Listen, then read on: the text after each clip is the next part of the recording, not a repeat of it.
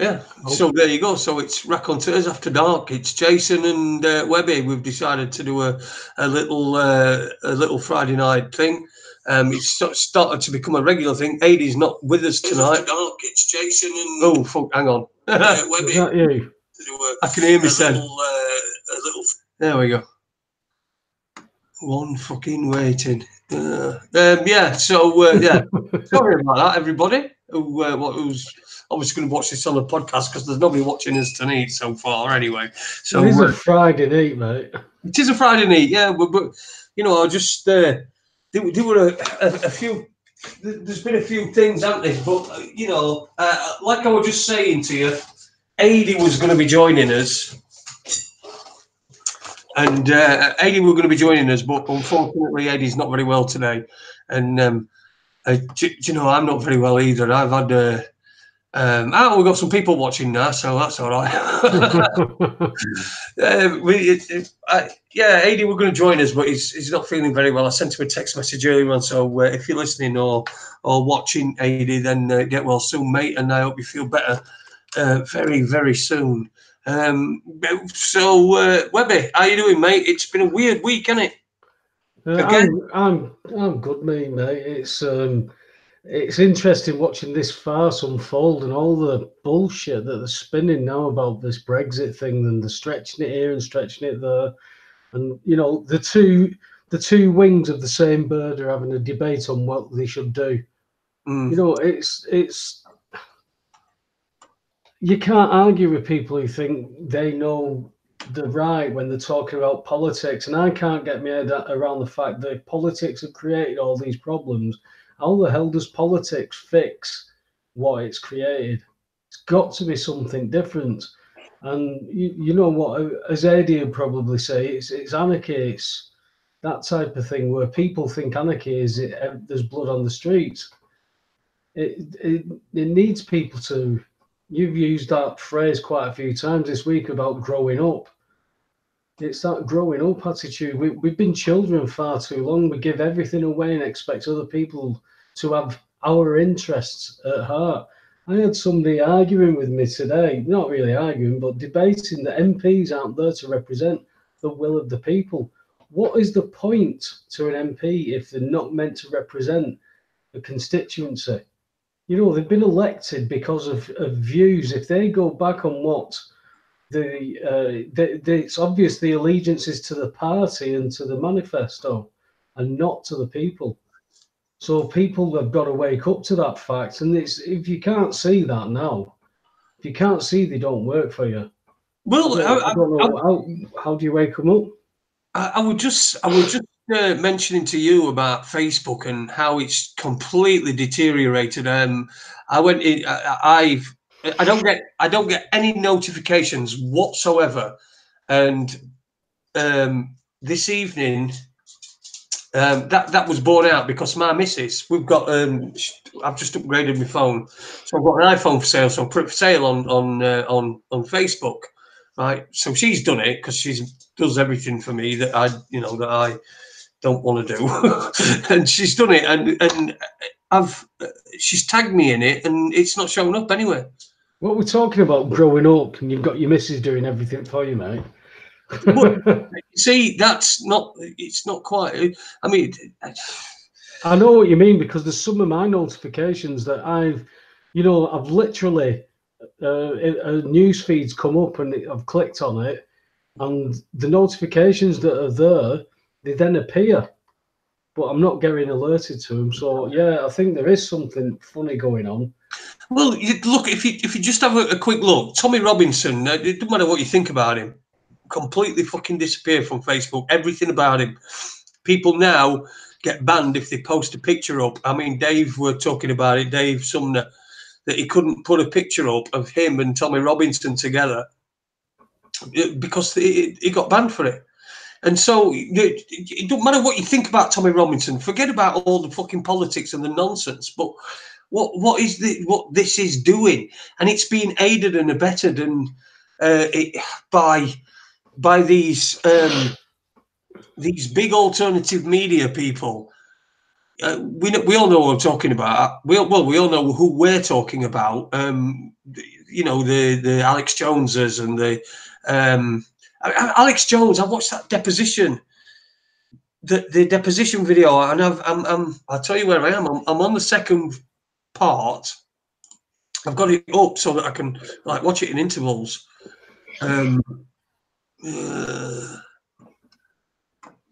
Well, I did have. Fucking idiot.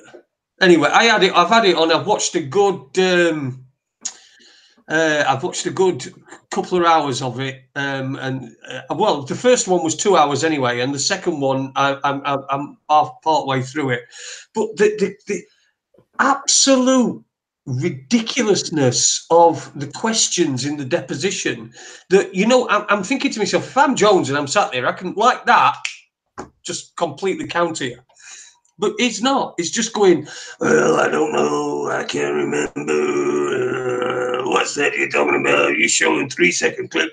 And it's just little petty arguments rather than getting down to what they're talking about. But you see, what this is like a show, so that people.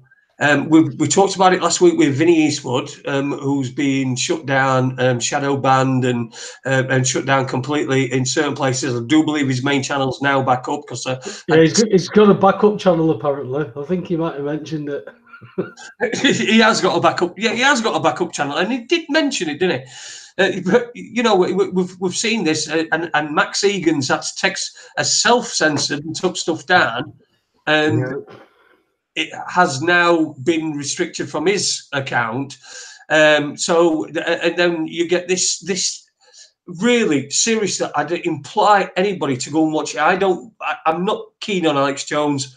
He's as far as I'm concerned, well, he's a sellout, and it's plain to see in that video, that deposition video. It's a play that's been acted out, and you've got this obvious attorney, and when the other attorneys are making objections, he's like saying to him, "We can't really object because under state law of Texas," and just like being mardy and argumentative and all that, and sort of trying to distract away. And most of the questions that he asked, if you'd have been, even I would have been able to with my limited knowledge of what of Sandy Hook and what have you, even I would have been able to say, look, that's an absolutely ridiculous question.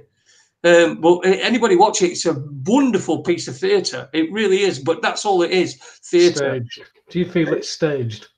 Well, a big showpiece. I mean, Alex Jones is on it saying, yeah, Sandy Hook happened. I've seen it.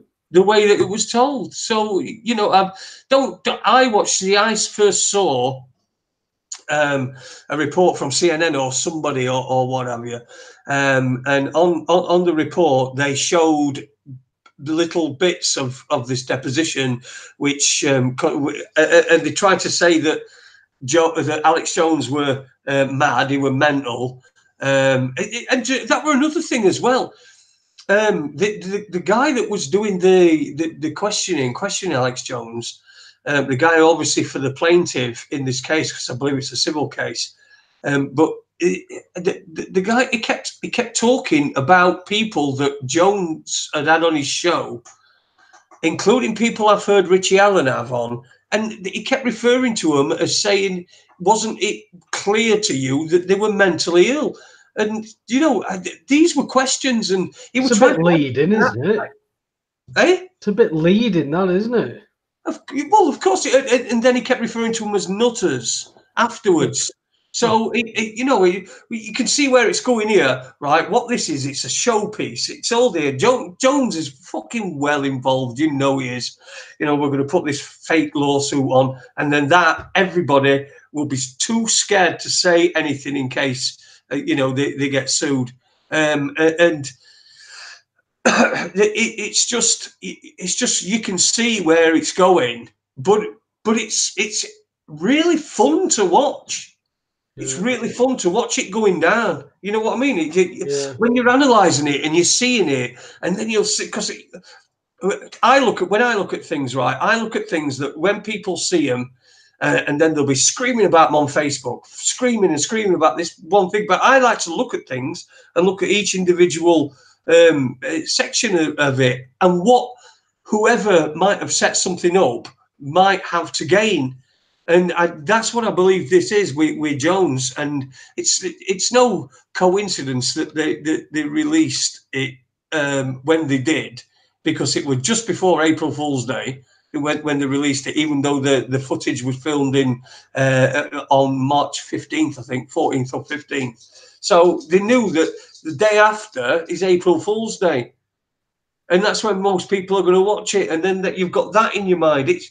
It's just incredible that the psychological attack that's been done on people that is so blatantly obvious. When you know what you're looking for, it is so blatantly obvious. Alex Jones he's going to get massive amounts of publicity from this, you know. And then he kept saying to the attorney that were giving him an hard time. He kept saying, "You're just doing this for the publicity. You just want to get famous." That's what he's saying to him. And you can see that, in fact, I think right at the very end of the part one video, there's a very interesting interesting comment made. I think it's either by Jones or by his adversary, and he kept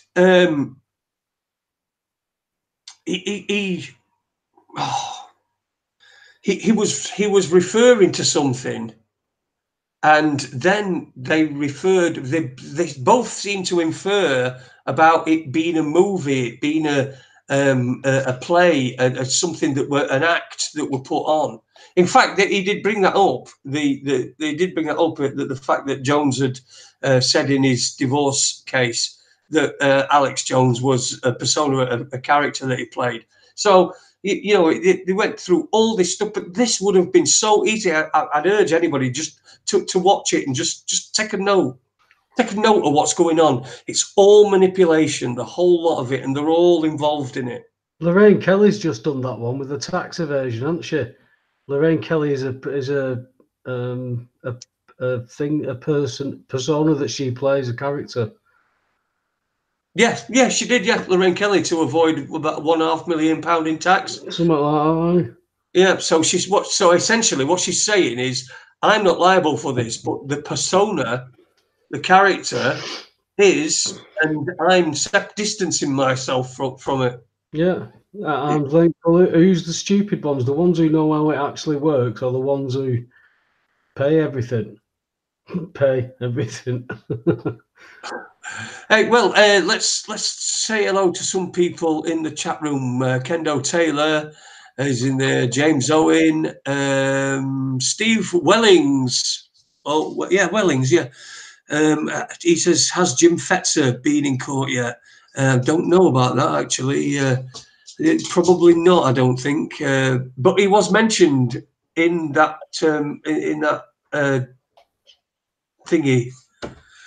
Oh, that I don't know, that thing, that legal hearing that they had in the state of Texas. Sorry about that. It is Friday. It's after dark, you know. So I have had a couple of drinks and some other things. It was also mentioned in the chat room by Diva Dancy that Wolfgang Albig has been through the courts over Sandy Hook, and Robbie Parker. Do you remember Smiling Robbie Parker? Yeah. Didn't show, so the case got dismissed. Now I've tried to get Wolfgang on the show a few times. I've spoke to him over Facebook, and we just never could get a date. And I don't know what's happened with him on Facebook, but I don't seem to be able to find him these days. That was the guy that they kept attacking him for having on, and apparently he'd been completely discredited. And this is the thing about it was all Alex Jones's defense was. I mean, he didn't really need a defense. They weren't really giving him, you know, showing him to be liable for anything. They were showing like 3 or 4 second clips from his show, and so anything he said in that obviously can be taken out of context. So it's just completely. It was just complete nonsense. But it was so easy. I'm sat there and I'm thinking, why is he not doing? Why is he not doing this? Why is he not saying this? Why? Because it'd be so easy to get this dismissed. And there was a point where one of his attorneys or somebody, in fact, there were two. He got two attorneys, right? And one of them also. Let me just put this into it, right? It was also designed, the entire thing was designed to get people, it was hypnotic, it was repetitive. So and I'm talking about subconsciously, on a subconscious level, because the dialogue, obviously the questions were all different and the dialogue was all different from each other, but every single question, the one of Jones's attorneys said objection form, which I think means like the form of the question. It was objecting against the form of the question, but he said it just about after every single question, and it was like you'd hear a question, then you'd hear the question form. He'd go question objection form, and then Jones would answer. It was like in a triangle, and I believe that the objections made no fucking, they didn't make any, apart from being noted probably, but they didn't make any difference. It's still Alex Jones. It wasn't a court. Yeah, it wasn't a court. They said that. What? Sorry, it wasn't a court as such. It wasn't legal. No, it was a hearing, weren't it? Yeah, tribunal type thing. Yeah, but again, it's for show, mate. It's definitely for show. I mean, Owen Benjamin has just come out. He's been doing Alex Jones's show. He's been doing an hour on that show for, I can't remember how many times he says he's done it.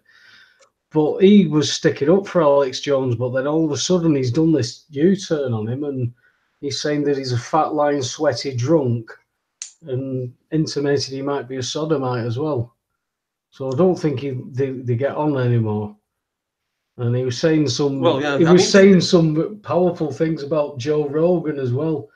You know, if you want to have a look at some of Owen Benjamin's rants about that, it's strange because you see somebody who's like learning new stuff every day and it's been like fast track for Owen Benjamin. He was the guy who got banned from Twitter for arguing with a trans friend of his who put his 9-year-old son on beta blockers because he said he didn't know whether he wanted to be a boy or a girl.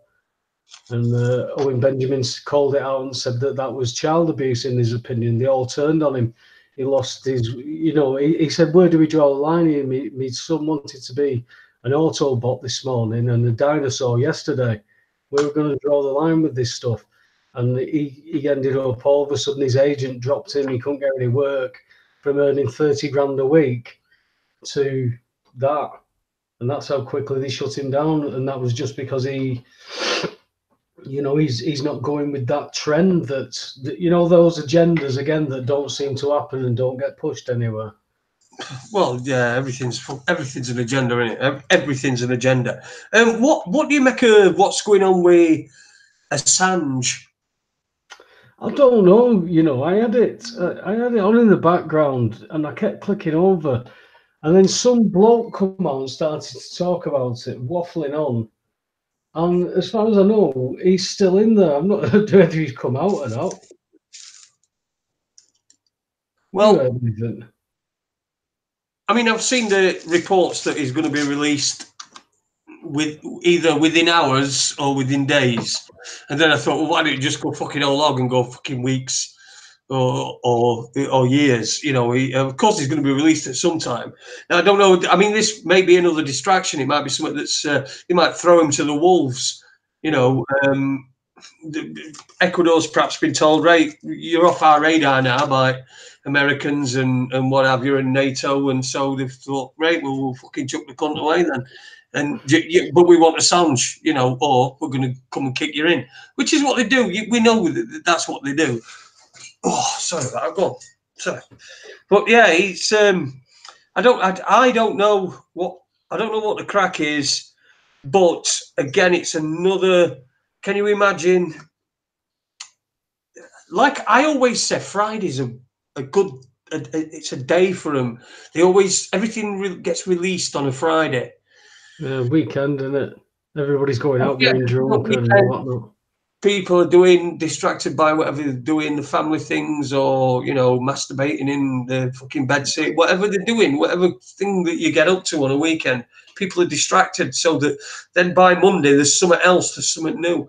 And I don't know whether this Assange thing also might serve to try to, because if he's, let's just say he's booted out and then he's arrested straight away. Can you imagine there'd be demonstrations down there, wouldn't there? And so then they'd be able to impose some sort of restrictions on people's travel into London because they're scared of it. They're not bothered about these Assange demonstrations. They're not bothered. They'll fucking show them everywhere. But, it's again, it's a distraction away from what is. I mean,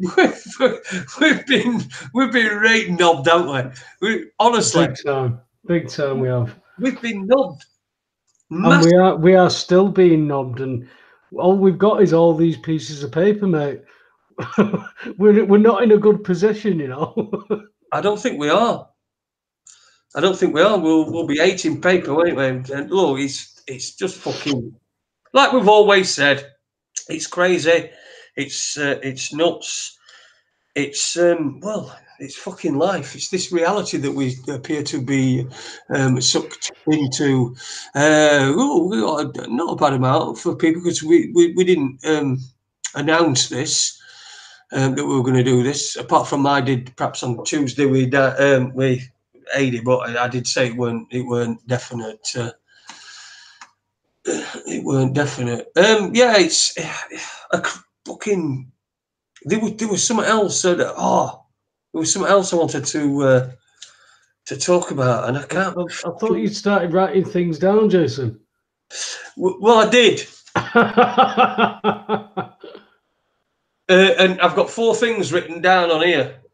5 things written down on here. All right. We talked about any of them? Well, first of all, the first one, I think 4 of them, 4 out of the 5 are from Tuesday's show. It just says Aid Thailand, Sad Wendy, language, really intense magician. Do you understand any of that? Yeah, well, I do, yeah, because the really intense magician one was when somebody asked me what had happened to my leg, and I said I was a really intense magician, and I was in the middle of a trick where I was going to make myself completely disappear. So that was that. Language was when we got somebody coming on and saying to us, coming on comments on YouTube and saying, if you didn't swear every 2 minutes, then perhaps people would listen for more than 2 minutes. And of course, aid in Thailand as well. That was aid in Thailand. Yeah, well, aid in Thailand. It's self-explanatory. Make up your own punchline. It's self-explanatory, mate. Aid in Thailand. Just full stop. Leave it there. Full stop. Yeah. And if you're listening to us, Adie, with the get well soon, mate. Yes, he's probably in bed now, sucking on a fisherman's friend. I don't want to know who that is. This week, mate. Anything? What? I did. Did you see that? I tell you what. I saw something that Gareth Ike had posted, and some they were. I don't know what it was some event, and there were a woman that was speaking, and she said that men and women have different physical attributes, and then these fucking transgender, fucking homo, pobo, dogo, zomo zombies fucking got up and walked out and started making a commotion.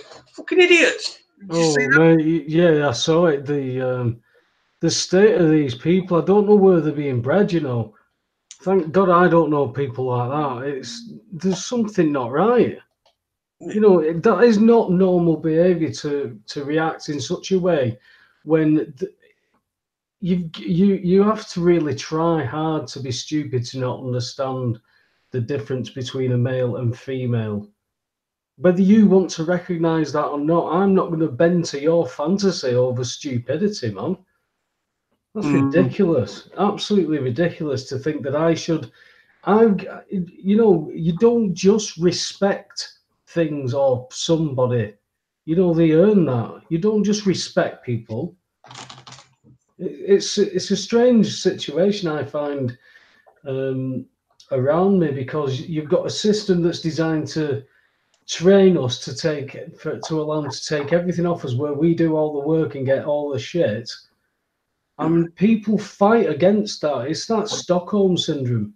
You know, they'll fight hard for this system. The people who work hard in it, you know, the people who are close to me will do the same. Well, I'm thinking about opening up a business. You could get a business, couldn't you? You could say, right, you put up the website and put what the fuck am I.com. And what they do is they put all the fucking details in, and then you tell them what fucking gender they are out of the whatever fucking billion there are. So, like, you know, in fact, you could do face to face. We could call it speed gendering. So you know, you get a load of people that are confused, and they come and sit in front of you one by one, and you know, you make a decision there and then. You give them a certificate, you stamp the thing, and you go, there you go, that's what you are. You know what I mean? So so you get some. Well, I won't say what they are because I don't know what they are yet. But you know, blue hair, Doc Martens, halitosis, glasses. Fucking earrings everywhere, fucking thing through the nose pigs now, non-binary. Don't next, get them along. We'll fucking sort these cunts out. Look, if they want to have stupid fucking genders, let them have stupid genders. Yeah, they've just made it. They've made it on the. They put it on the birth certificates now in Australia that you can choose to be non-gendered. So you've got male, female, and non-gender or binary or whatever. That's an option for a birth certificate, and we're being sucked into the abyss. We're being sucked into the abyss, and people are jumping in willingly. It's a bonkers world, you know. I should respect somebody who is obviously a bloke who decides that he wants to be identified as a woman, and he is referred to as ma'am, as a bloke, a sir, and he says it's ma'am. I've got to respect that because he feels that that's no. I'm sorry, it doesn't work like that, Yeah, Jason. no, it didn't. Not in the world I grew up in. I don't deal with people with mental illnesses like that. They've got to. If there's issues about something like that, to project it onto other people, that it's bullshit. It's bullshit. You've got to be told. Yeah, and you know, I think my business is a goer. Are you confused? Come to fucking, I'll call myself Gender Jace. Come to Gender Jace. I will, you know, like when I've seen one Harry Potter film, it was the fucking first one, and they put the hat on top of the kid, and then he went, you're in Jimmy Savile's fucking group. And I'll be like that. I'll be like that hat. I'll be Gender Jace. So anyone comes to me and says, excuse me, Gender Jace. Yes, forgive me, Father, but I know not my gender. And I'll go, peace be with you. And then they're waiting for son or daughter, and I'll just go, flog. You're a flog. I've just read an article saying Max Egan's been banned from YouTube. Yeah, I saw something on that as well earlier on. Yeah, it seems to be people who have.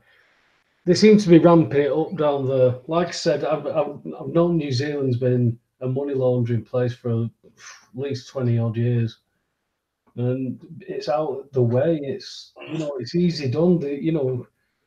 We heard from what Lenny Harper was saying about how 80,000 people can run an island because you only need so many to govern it, and the rest of the sheep will follow, won't they? Oh yeah, of course they will. Yeah. They do it, and they do it all the time, and it's it's a sad situation. Sounds like a song. I once heard that. It is a sad situation that we're in. You know, where's it going to end, Paul? What's going to happen? I mean, it can't go on like this. Surely it can't go on like this. We can't go on and keep going. Oh, right, okay, well, we're going to leave on the fucking 15th of August or whatever. Whatever, April, weren't it? Yeah. April, and then they're up to a year, and then we get Lisbon Treaty in, and then we're stuck. Well, that's what it seems to be. It seems to be a switch there, because against that act, it would be illegal to still be in Europe. But if you sign trade deals, that's something different again, and everything is tying us back into Europe. They're now saying that we're still going to be paying money. This is where else does it go, Jason? They're either going to collapse it, or they're going to drive people to go on the streets. And we've already seen that all these inner cities now, all the police are getting the right people in to do the right job, which are going to be the order followers. You've seen the militarization. I've mentioned it so many times now that you've seen that how the policing has changed, and they want to privatize that. In some places now, you've got G4S going around with police powers. Can you imagine that? How are we accepting this? It's a nation of. I don't remember this. I remember people saying that there was a fighting spirit. Well, people don't seem to want to know the truth. They're quite happy as long as it doesn't touch on their bubble. And if it does, they have to start to question everything that they've been taught, because you're taught to make a mess of things, so they take stuff off you. You're taught that. Your parents even taught you that. And that's quite distressing. It was distressing when I thought my mum taught me banking and economy, and she missed a big thing, that she created all that. She created everything that she worked so hard for, and she bought and paid. She generated all that, not a bank. And you think you look up to these people because these are your heroes. In my opinion, for me anyway, you don't realize it until much further down the line that they're teaching you a survival mechanism within a system. It's up to you whether you look at the right information in an age of information. If you choose to remain ignorant. Well, listen, I've just come up with this. I heard an analogy by somebody of Brexit and in comparison with a divorce. Right, when you decide that you're going to divorce your wife or husband, right, you don't go, ooh, we need a deal before I leave, right? We need a deal. We need to deal. We need to do it. And so I think somebody came up and said, well, in a divorce, one side might have to pay alimony to the other side. And I thought, well, yeah, of course, that should be, but we should be paying to you. Europe should be paying us because we're looking after their kids, a lot of their kids. We're looking after their citizens, so they should be paying us. Europe should be paying us to look after their citizens, not the other way around. Why the fuck do it? It's so fucking simple. You go, you leave, right? And then all this fucking nonsense that we know is not going to happen. We know it's not going to be like that. If we left, it'd still probably be. This is probably their biggest fucking fault. Is that what they should have done is they should have got us out and then persuaded us to go back in, rather than this. All they've done is fire people up. But again, is that the whole? This is what we're looking at now, isn't it, Jason? The world's burning. It's on fire, mate. You've got MPs that have no interest in what the people want whatsoever, and a referendum doesn't mean anything. So if voting meant anything, would we be allowed to do it? There's got to be serious doubt on that from anybody who can claim that they think. I just don't get.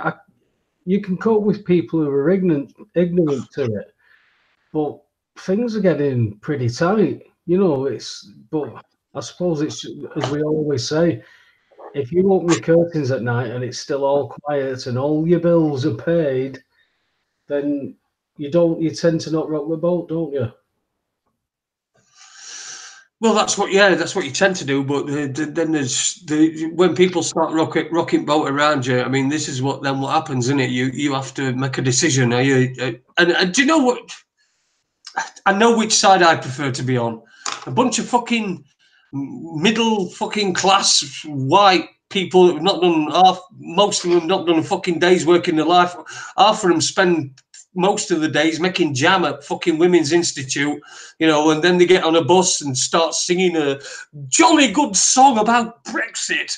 And oh, yeah, and then and I know which side I'd rather be on. I'd rather be on the people that are, you know, well, this seems to be the will of the people. It doesn't matter what side you're on. You should want Brexit because the will of the people needs to be fucking heard, and it needs to be not only seen to be fucking delivered. It needs to be delivered. Has it ever been then? Has it ever been? Because we've never been so. Speaking for me, I've never been so aware of what politics is and what it has always been. So have they ever had anything? But they've always had control of these parties ever since it's been there. More so now. You know, there's nobody getting in that isn't going to follow whatever the agenda is. And it's like they're drilling holes in my fucking boat and giving me a bucket to bail it out. You know, it doesn't matter how big my bucket is, it's still going to sink at the end of the day. Yeah. And we've now got that mentality. It's such a defeatist mentality. You can, you know, people will fight over the least things, you know, and they'll fight really hard and fight to the death for material things.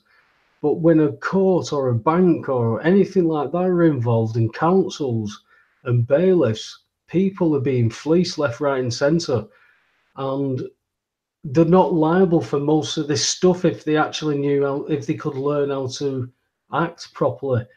But to get people to do that, you know, it's not the most interesting subjects for some people.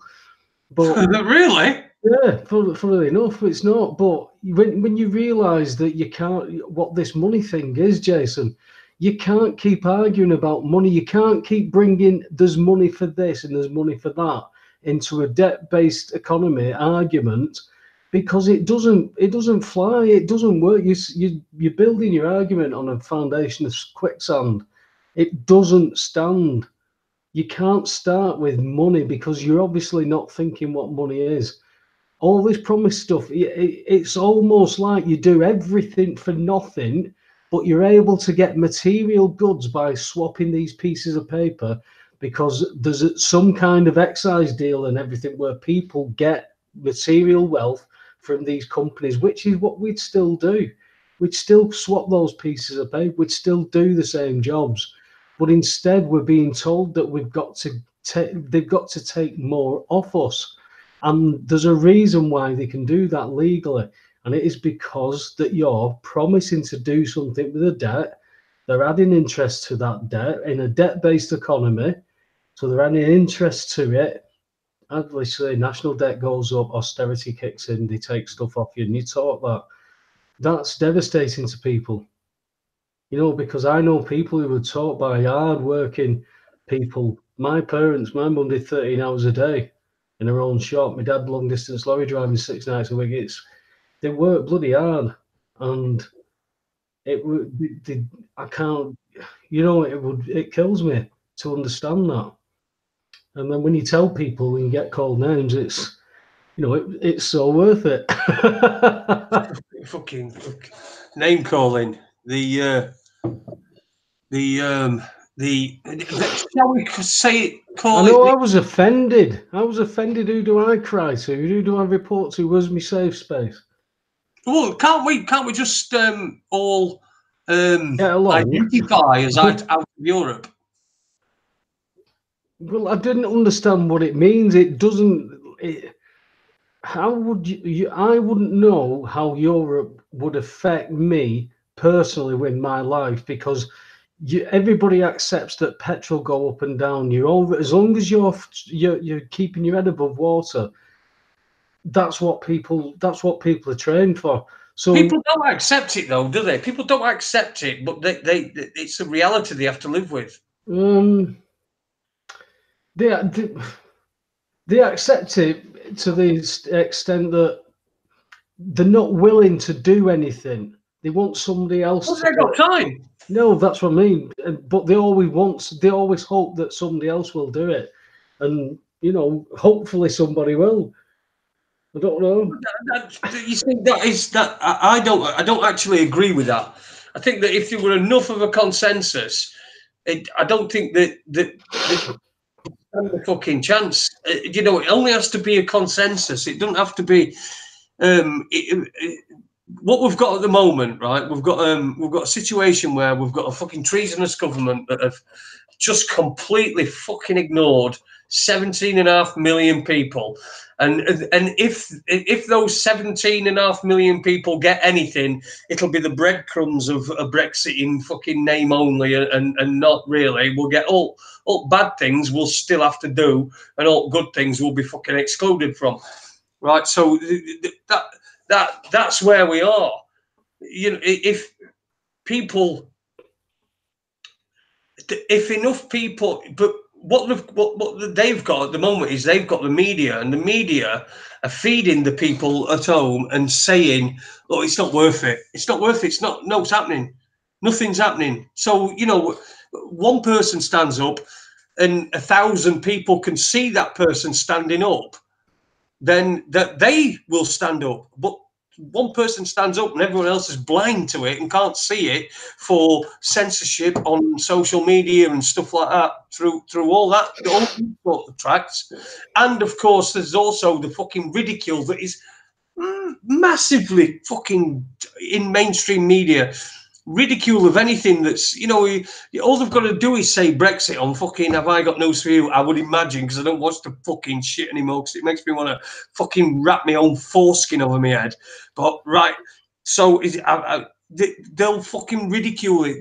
They'll make it to the point that anybody's frightened to even have that sort of view, because just in case they get the sort of shit that they've seen on fucking Ian Islop say on Have I Got News For You, and they think that that's satire and it's comedy and it's cutting and it's anti-establishment. Is it fuck? Is it fuck? It's fucking no. It's nothing. Ian Islop's not got an anti-establishment bone in his fucking Eton fucking educated fucking silver spoon in his mouth. Fucking fags. Fuck his faggot school, by the way. Before anyone accuses me of fucking homophobia, faggot school. And by the way, oh, I'm not telling you. But well, you must have drank that much if you're thinking still.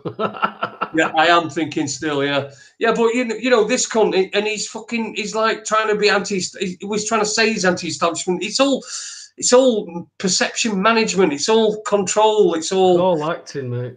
Yeah, it's all acting. Yeah, the whole fucking thing is acting. It's acting. I've looked at this. I've been doing research into like fucking a lot of these comedians. In fact, most of them. There's not very many Chubby Browns anymore, is there? No.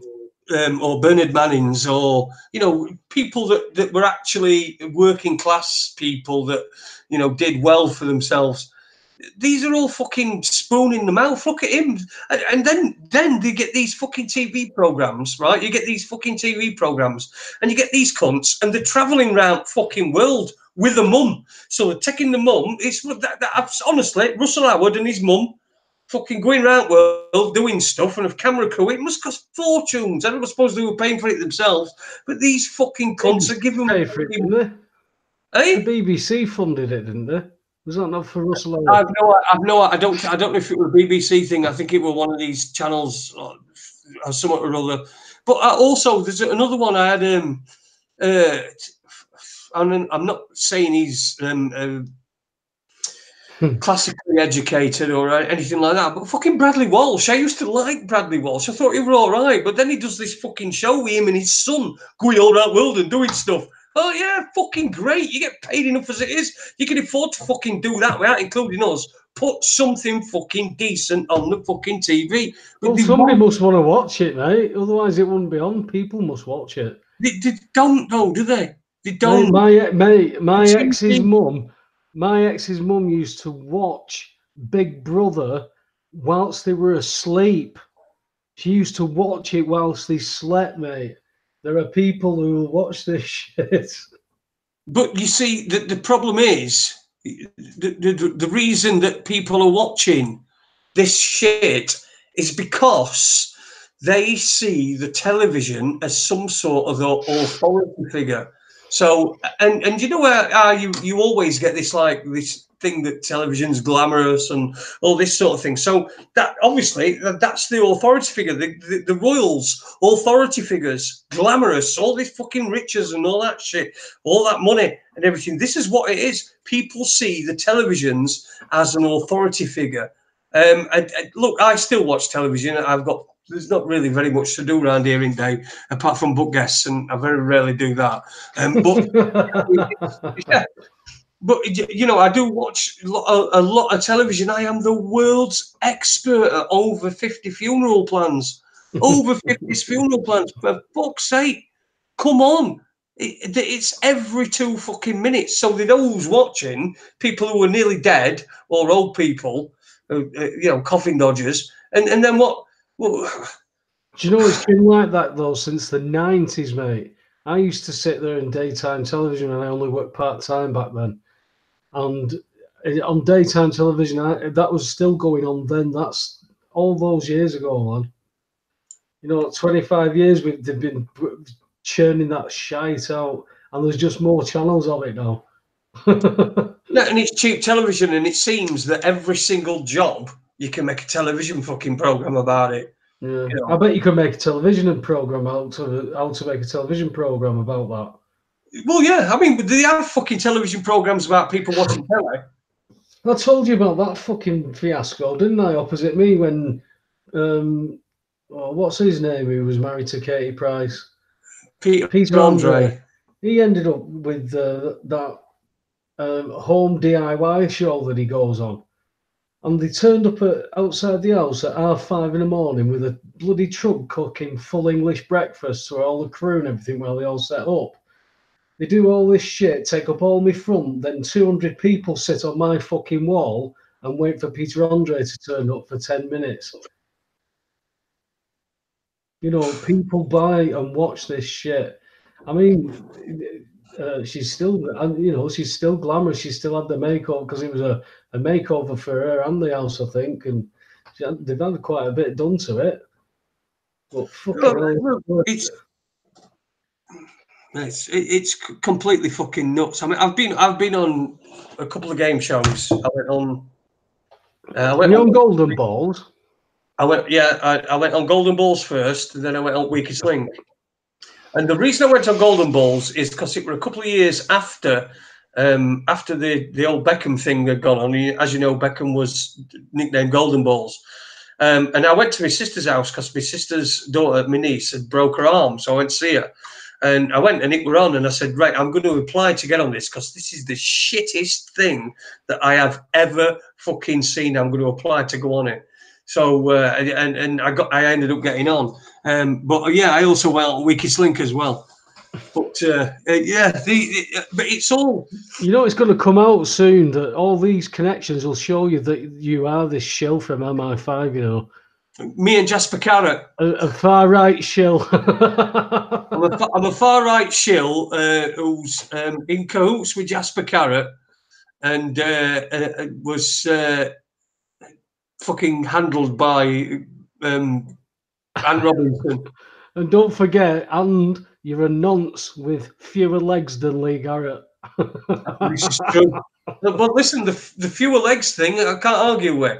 The nonce thing, why don't you come and knock on my door and tell me, and then he'll know what it feels like to be knocked the fuck out by a one-legged man.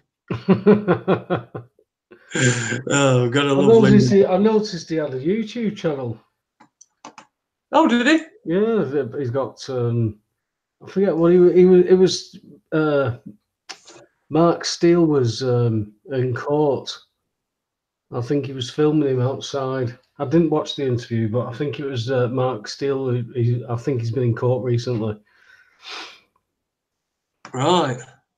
So, there is something that I wrote down. Bank of England apparently has been on lockdown today with just 2 suspicious packages.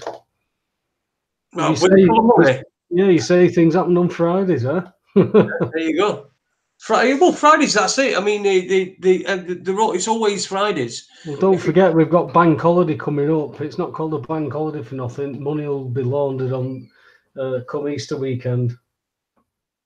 I think it's happening every single day. We know, but then again, they're laundering something that doesn't exist in a debt-based economy. The only value it's got is from us. Yeah, the trouble is they believe that gold, all this kind of stuff, is worth something, and what they're doing is they're leaving us with the paper money and stealing the equities. If we can't pay them in gold when they demand it, they're going to do what they've done with Greece and divide it up. That's all they did with Germany when they made up countries. You know, hey, can I be a dictator here? Yeah, of course you can. We'll make your country. There you go. There's a few quid. But you don't. People will do what they do if you left them to their own devices. They do the jobs. You know, there's these agendas that have destroyed community. I was speaking to my godson last night. And I said, look round my family, and we're all in bits. I used to see my family every week, you know, every Saturday or Sunday, every week visiting. There was a community. There's no communities, mate. You know, they've been destroyed. My town, I look round my town, it's not the town I grew up in. Completely and utterly changed. Well, dude, I need to go to the bar, so I'm going to play a quick record, only a quick short record, while I just get myself are you all right there, Webby? You all right? Yeah, how long's a quick short one? Well, 2 or 3 minutes, just a quick one. I'm just going to get myself a vodka and coke and a gin and tonic. So I'll just play a record. Let me just put it onto this setting, and we'll be back in just a couple of minutes. Don't go away. We're talking. We're having a chat. It's Friday night, and it's Raconteurs After Dark. Oh well, I need to find a fucking record first. Oh God, and it needs to load up this thing. See, it's not going very well, is it? Yeah, it's been a long day. I've had a long day, and if you'd had the day I've had, oh, there we go. Let's just play this one. It's 2 minutes long, and then we'll be back.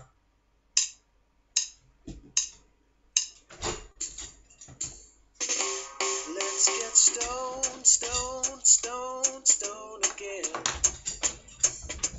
Let's get stoned, stoned, stoned, stoned again. And if you don't have no money, you don't have to worry, 'cause I got plenty of weed, man. You can come and get stoned with me. Every fucking day, and every fucking night, I think about the world and how it's turned so shy. Like Leeds United. And I need some friends to moan with, so I can share my blues. Jason, Adie, Webby and Adie on Raconteurs News. Let's get stoned, stoned, stoned, stoned again. Let's get stoned, stoned, stoned, stoned again. And if you don't have no money, you don't have to worry, 'cause I got plenty of weed, man. You can come and get stoned with me. Come on, let's get stoned, stoned, stoned, stoned again. Let's get stoned, stoned, stoned, stoned again. Yeah, let's get really hammered. And if you don't have no money, you don't have to worry, 'cause I got plenty of weed, man. You can come and get stoned with me.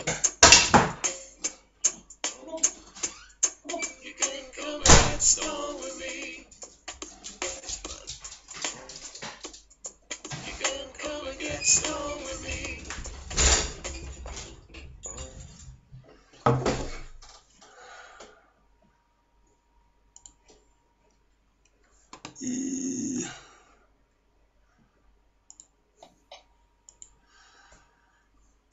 Turns out 2 minutes weren't long enough.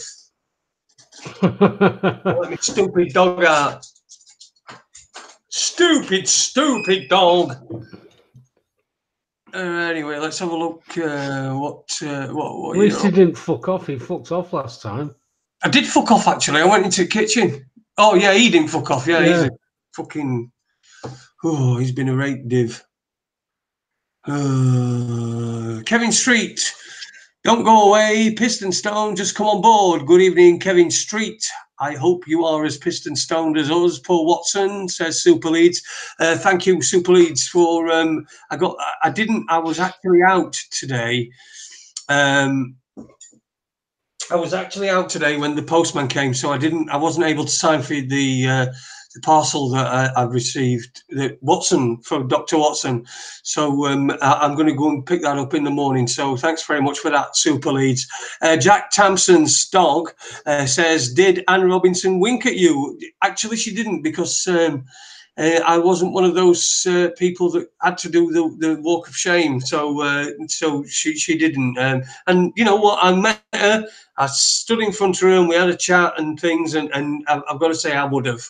But this has been on this show before, I believe. So was that pre-op or post-op on? I don't know. I think it was. She had a lot of work done, didn't she?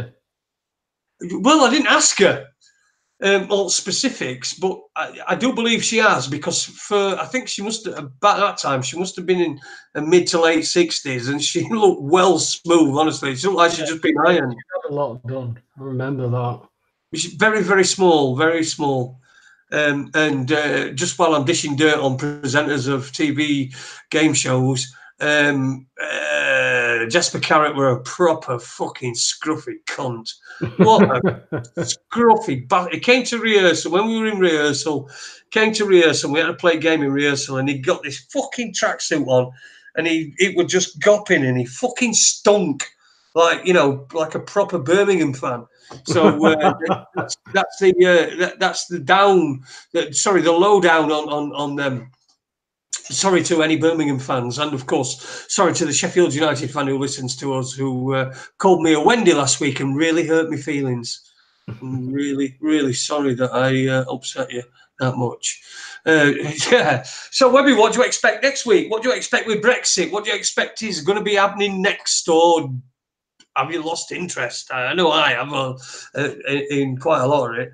It is what it is. They're just going to keep arguing about this and keep, pushing the same thing, that we're going to argue about this and we're going to do a deal on this, and then they're not going to accept the deal that has been brought forward. So then there's the option of no deal, and then we've got to argue and debate that, and then they're going to apply for another extension.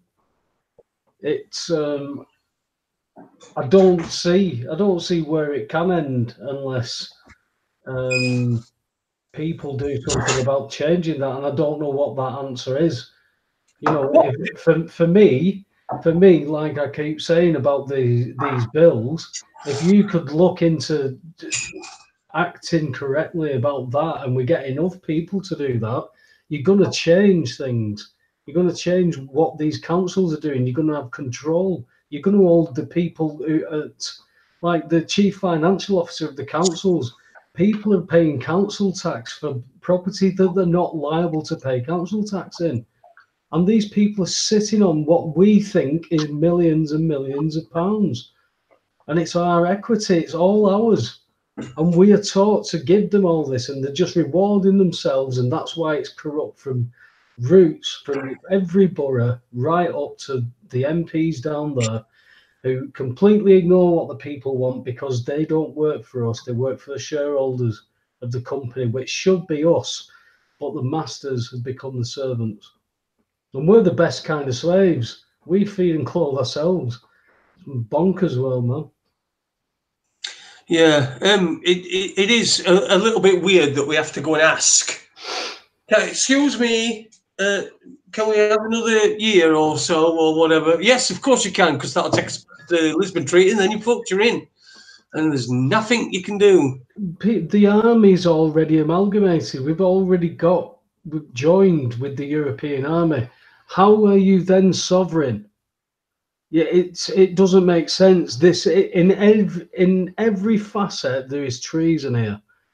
That's still punishable by death if we have the death penalty. This is serious stuff that they're doing, and people are just, it's one of them, innit? It doesn't affect me. The more worried that they're talking about we're going to have fish and chips rations. We're not going to have fish and chips it's ridiculous stuff. And people, flick through a Daily Star or something like that, or any of the mainstream rags, and it's the same old bullshit regurgitated. They're bringing Princess Diana back up again now. It's as if they seem to just get the timings right on all this stuff. Harry and Will's fell out, apparently, and all this kind of caper. What, have you been fucking his wife? Who the fuck knows? Maybe he told him who his dad is.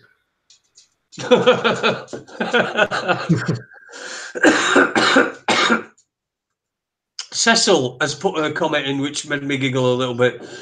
He's put, where's the bulldog spirit? Hop over enemy lines, a scrap with a fiendish baron, capture, torture, and back home in time for tier medals. I hope I did that well for you, Cecil, because I understand. I know that that's a line from Blackadder. So from Blackadder goes forth, I think, yeah. With in fact, it's the one with the flash art in it, and it's Rick Vale. So yeah, nice one. I really enjoyed that one. You know how you were talking how there seems to be, we talk about there's agendas and things, but there's also like simmering under agendas, isn't there?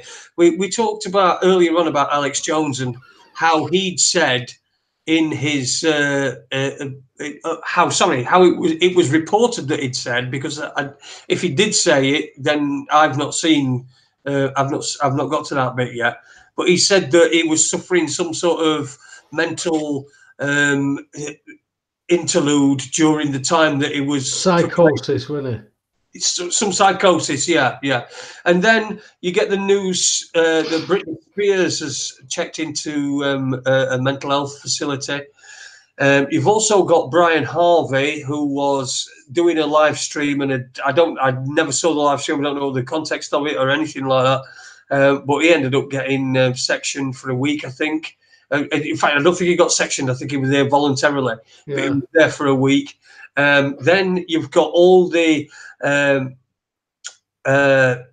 God, who else were it? Who were in a mental? Who else has been stuck in a, or chucked in a, or come out with mental health issues? But it seems that seems to be another thing, is that making that widespread and trying to make people think that they're perhaps suffering from mental health problems when they're not.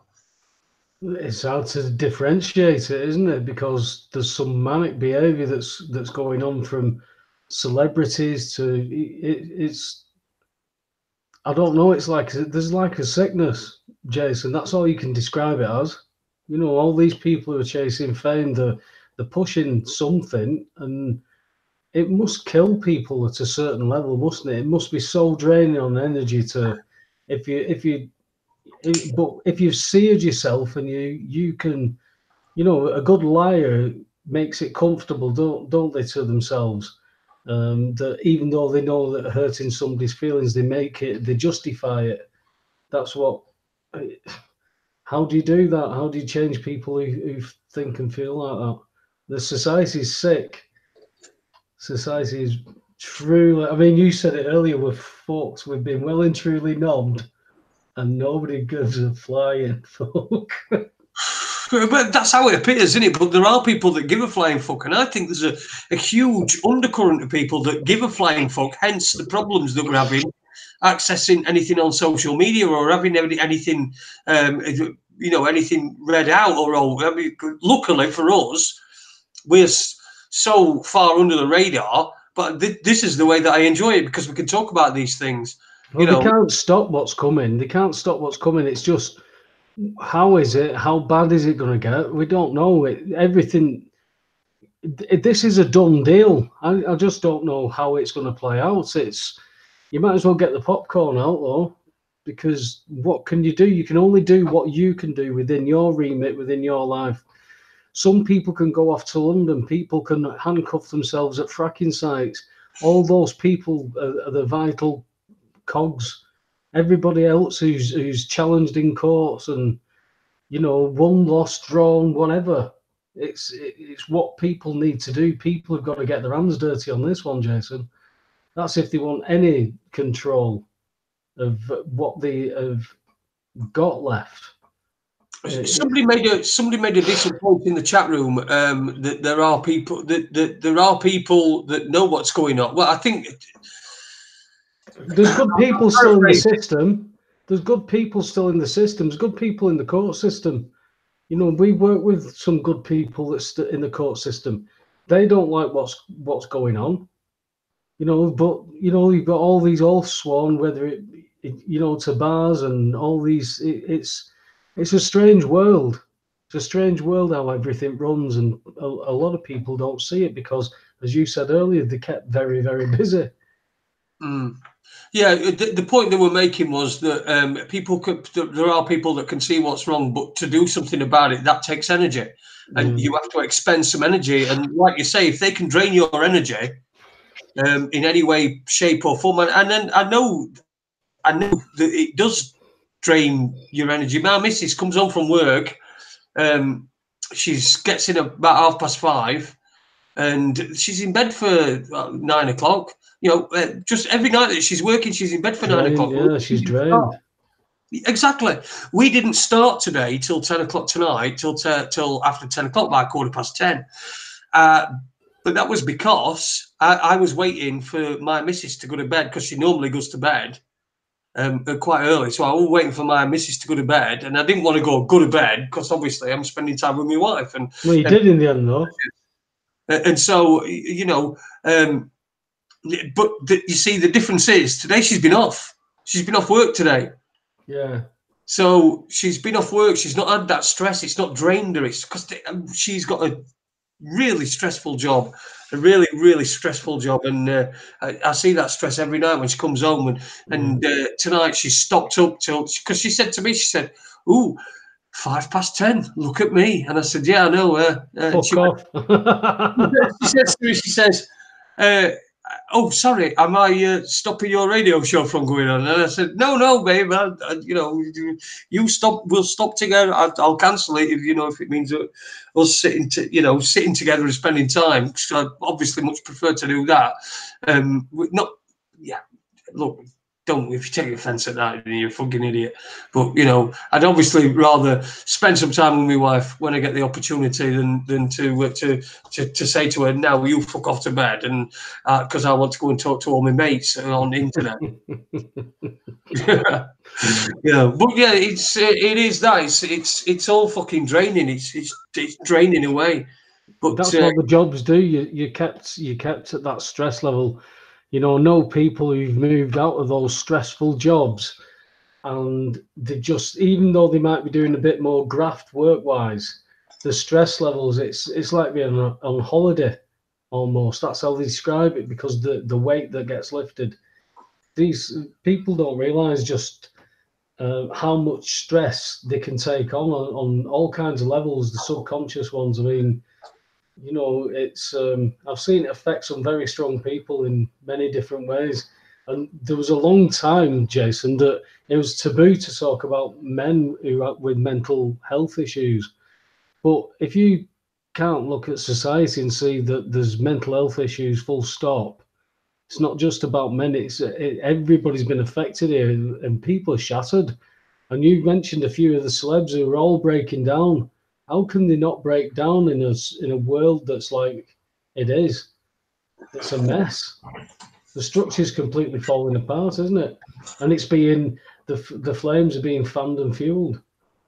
But of course, the people that are, it's a win-win for them, you know, because they stress people out to the point where they're going to the doctor and they're saying, "Look, I'm too stressed out."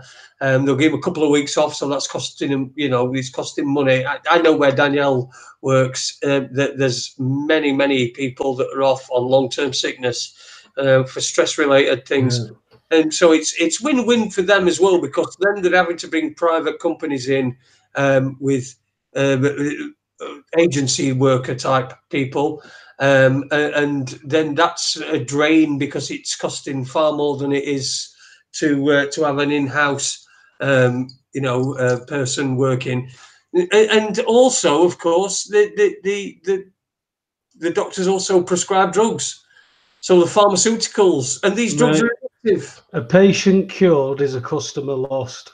Exactly. But no, if you say that, people go, oh, they don't want it to be true, do they? They don't want it to be true. Honestly, they don't. I've got a good friend of mine who swears blind to this day that cannabis oil cannot work for cancer. And it doesn't matter how many times I say, well, look at what these people have said and look at what they've done, look at what's happened. And no, and the only answer I get from her is that there would be no cancer. And I'm going, what? She said there'd be no cancer, it'd all be cured because we'd all be on it.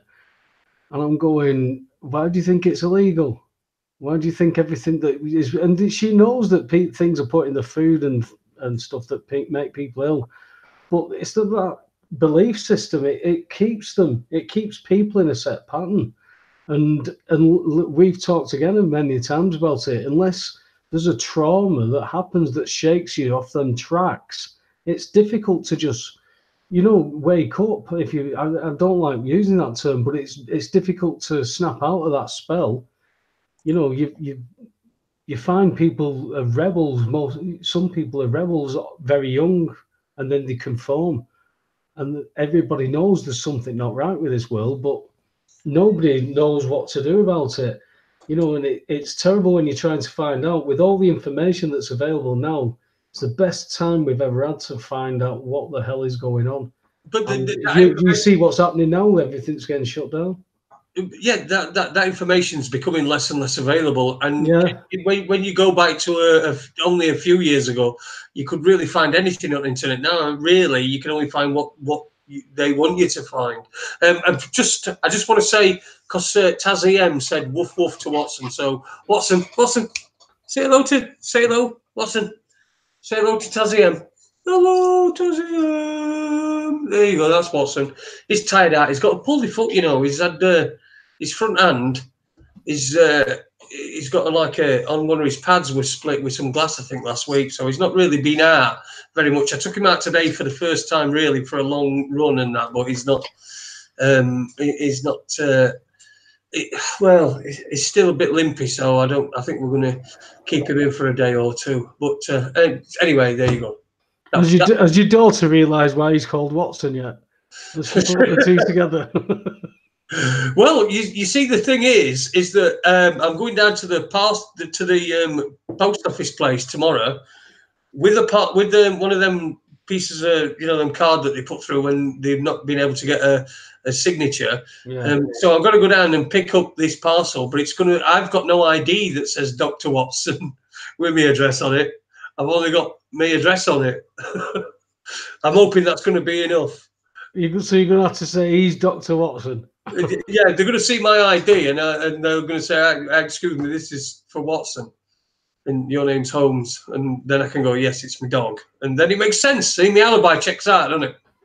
It certainly does. Well, saying you're a doctor, is that against some kind of law or something like that? Well, you can't, can you? No. Well, I suppose you can buy yourself a doctorate, can't you, online? So. Well, there's a good friend of mine who's a doctor, and he hates using the title, and if he used it, he could. It opens so many doors. You wouldn't believe it, Jason.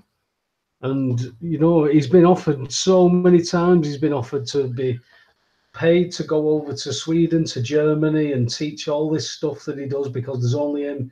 He actually wrote one of the manuals for these machines that he worked with acupuncture.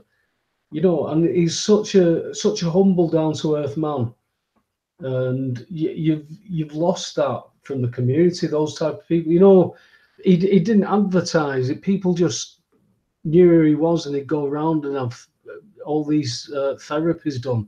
And he's been there for years and years and years, and he's it's a humbling experience, and there's fewer and fewer men like that these days, I find. I don't know about yourself. Well, we've got my dad, who's 69, by the way, and still working. And when he's not working, he does some gardening because he likes to keep active. He's fit as a fucking butcher's dog. He fucking winds me up the fuck. I'm sat here with one bastard leg, and he's fucking off gallivanting and doing it. He done actually. I prefer it with me rather than him. But anyway, he's got one of his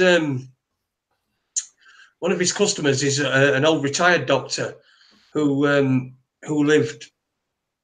was my doctor when I was a kid, and he's always, like you said, these good people, he remembers me, even though I was a kid years ago. He probably doesn't, he's probably got dementia or something, but he does say he remembers me, and he always asks, because he were asking about my condition and stuff like that to me dad. And actually, my daughter ended up being one of his carers at a period of time. And so he was asking her about it and everything, So, and he knew. I mean, this is an old guy who knew me, remembered me, and was able to, convey just that wisdom, just that little bit of thing. And I did ask him if he was still able to prescribe, but apparently he took his pad off him, so I can't get out of him. But yeah, but old Dr. Lyle, yeah, he's took an interest, and like you said, doctors used to be a pillar of community and known around the community, and it just seems to have all been these. He knew the families personally, though. You know what I mean? That's right. Yeah. I remember my nan always telling me a story about my dad when he was 16. He was working on his car, and he had like 4 extension leads all stuck together, and one's through a puddle. And he reaches out for this standard reading lamp and electrocutes himself. And because of the electricity, he couldn't let go of it. So he was just like jumping up and down, trying to throw this lamp out of him. He ends up like collapsing after he's got rid of it. Phone the doctor up, and he comes round, he checks him over, and he starts laughing. And my nan's exploding at him, saying, "What are you bloody laughing at?" And everything. He's going to be fine now. He's just never going to know his own strength after that. And that is how the doctors worked in those days. And they knew Mary, they knew Tom, they knew everybody by name. And, I don't even know who my doctor is. It's changed that many times. Yeah, I mean, I've got a great doctor. I've got an absolutely fantastic. I've got a doctor that came off his holiday. So which doctor? Oh, sorry, the witch doctor. Yeah, that's the one. Yeah, come on, get down, good boy. I just need to get Watson off his stump because he's digging in. Oh, good lad. Yeah, I've got a great doctor. I mean, I've got a doctor that came off his holidays, and we're looking through what had been going on while he'd been away, and noticed a result that had come up on one of my tests, and came to visit me at about 8 o'clock on a Friday night, because he was so concerned. So I've got a great, I really am really blessed to have a good doctor, somebody that knows me, somebody that knows my situation, somebody that knows really the way I feel. I've been to doctors today, and we were talking, and he says, I'm away next week, but you're going to have your INR on Tuesday, and then it'll be our third choice doctor that's going to be ringing you with your dosage and what have you. This is for warfarin. Anyone who's been on warfarin will know you have to have an INR done.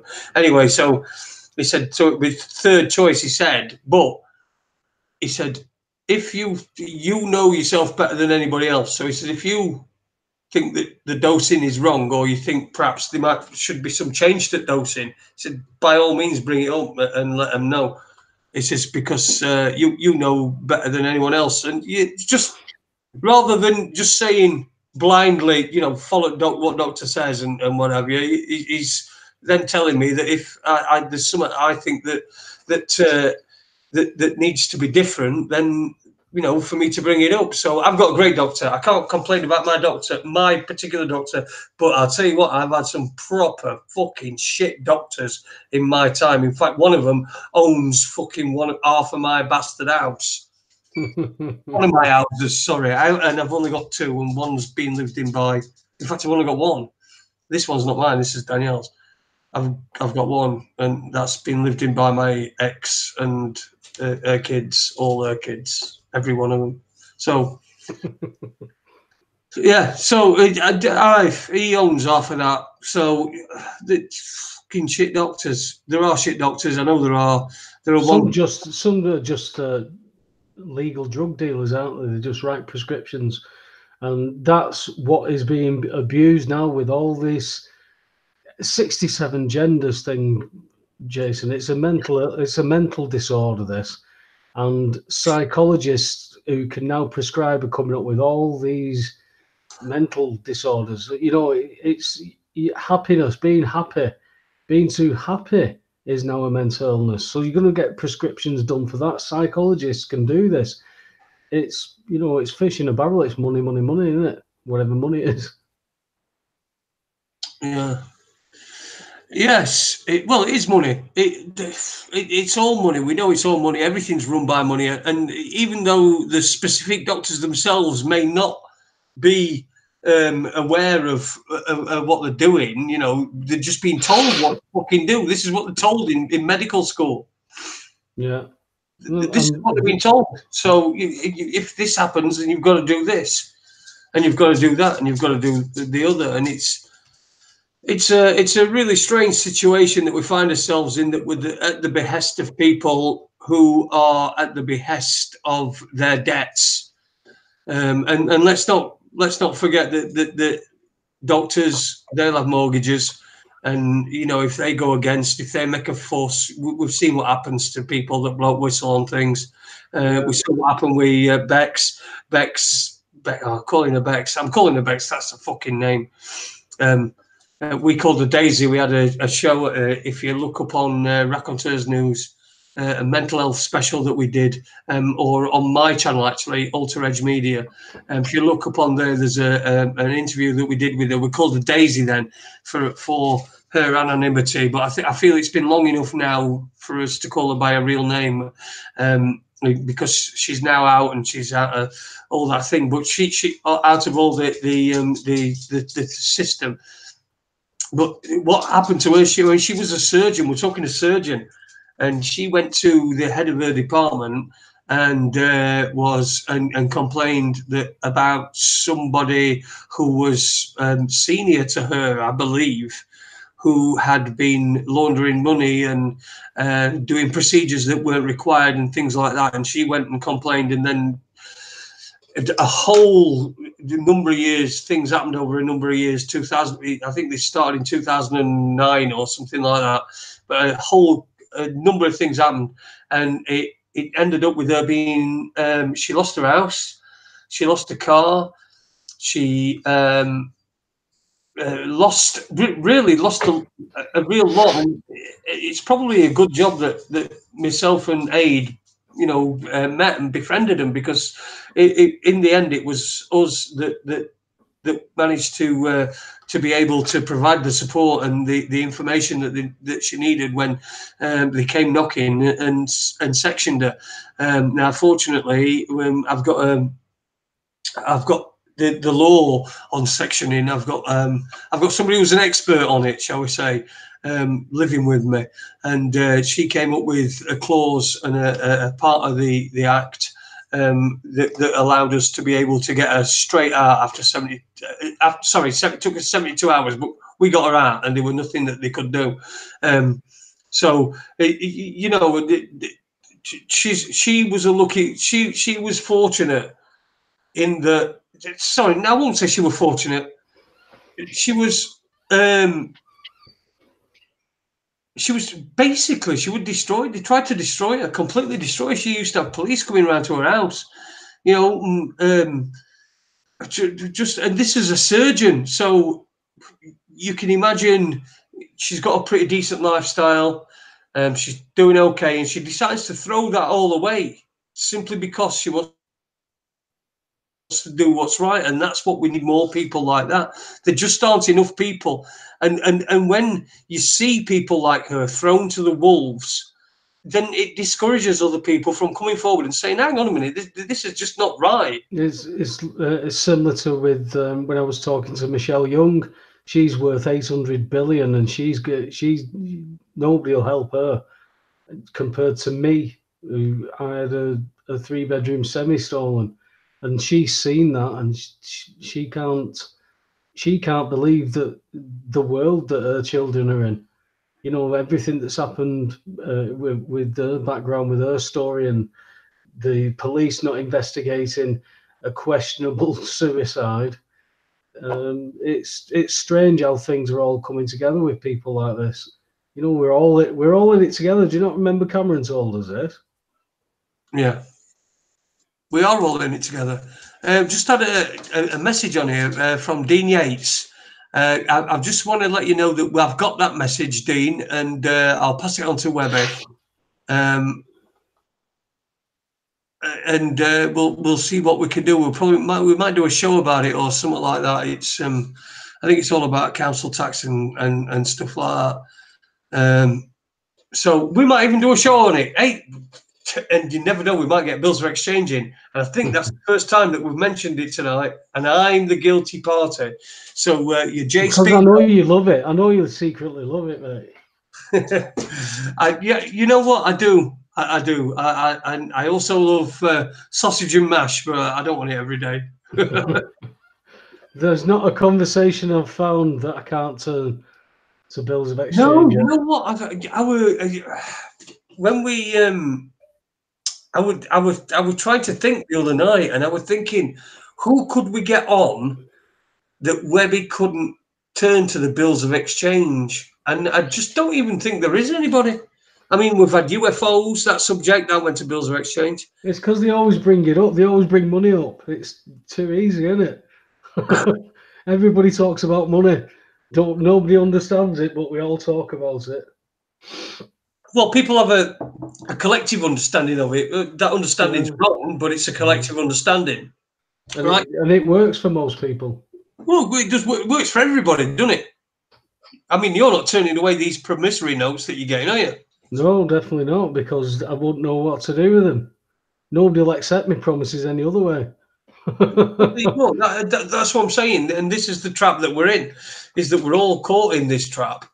And in this trap, what you do, if you're coming from a position where the enemy is money and what have you, you need the enemy. It's like a Stockholm syndrome. The thing that's holding you as a hostage, that's kidnapped you, and you're embracing it, and you need it. You need that. It's a Stockholm syndrome that we've got. It's a huge Stockholm syndrome, a societal Stockholm syndrome. Wouldn't you agree? Yeah. The difference is you've got to then start looking, how the hell do you get out of this? You know, it's not like, if there's a building on fire and you're in it, you need to get out, and you've got all these options to try and wade up. Ed's attitude is go to Thailand. I know other people who've gone to Greece. So I can't see where this ends. It doesn't end well for how this is going to work out, does it, Jason? History tells us that there's a collapse. Every empire does. There's an empire coming. What happens now? But you see, this is what they do. Is the project fear that we've had with Brexit. If we have Brexit, look at this. This is a photograph, and it's a photograph of some boxes in a fucking warehouse. Yeah. And this is what they're stockpiling for medication, just in case there's a no-deal Brexit. And you think, fuck off! Just please, really, for fuck's sake, that's a fucking picture of some boxes on shelves.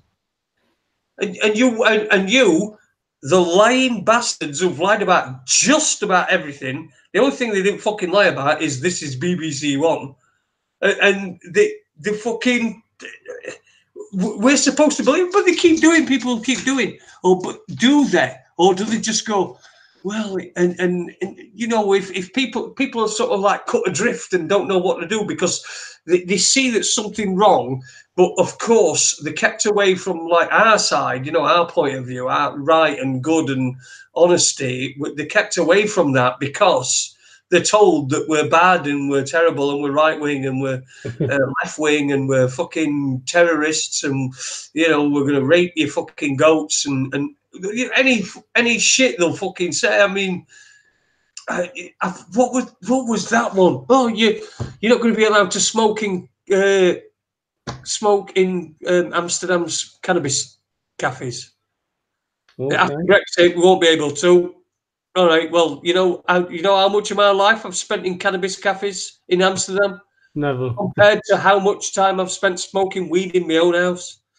Don't give a fuck, mate. I don't give a fuck. As somebody who fucking smokes weed, I don't give a fuck.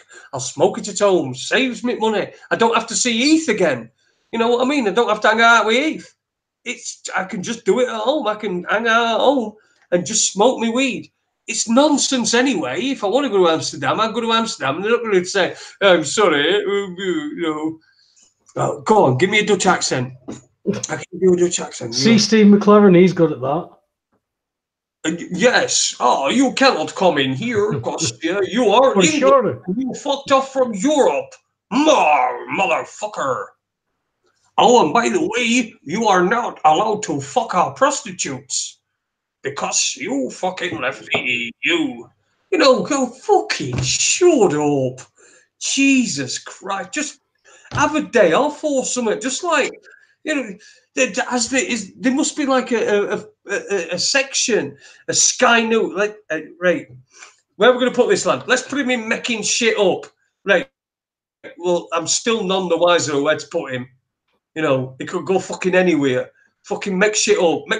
Go to sport and make shit up. Okay, I'll go to sport and make shit up. Goes to sport. Right, there were a fucking racist incident. Somebody fucking ran out pitch and fucking lamped somebody. And so it's all fucking racist. Right, so we need to get kick it out on now. We all their people in there who are getting fucking like Clark Carlisle and fucking, I don't know, these are the fucking ex-footballers that ring kick it out. They're getting paid decent money to be in kick it out. The clubs are paying decent money. It's just an industry. It's another industry. It's like the kick it out campaign, the kick it out and the anti-racism thing in football. All that is, it's an industry like betting in football. People bet. It's like a side industry. The only difference is that football doesn't have it doesn't have an inroad into the betting industry. It doesn't have an in. It doesn't need to contribute to the betting industry, but it needs to contribute to the kick it out industry. And it's just a complete fucking mishmash of nonsense. You know, Danny Rose says he can't wait to finish football because of all the racism. Well, he knows what to do. He must have earned enough money by now. Well, can't wait. Why does he need to wait? You know, if I can't wait to get a new car, right? Let's just say, right, I want to buy a new Ford Mustang, let's say.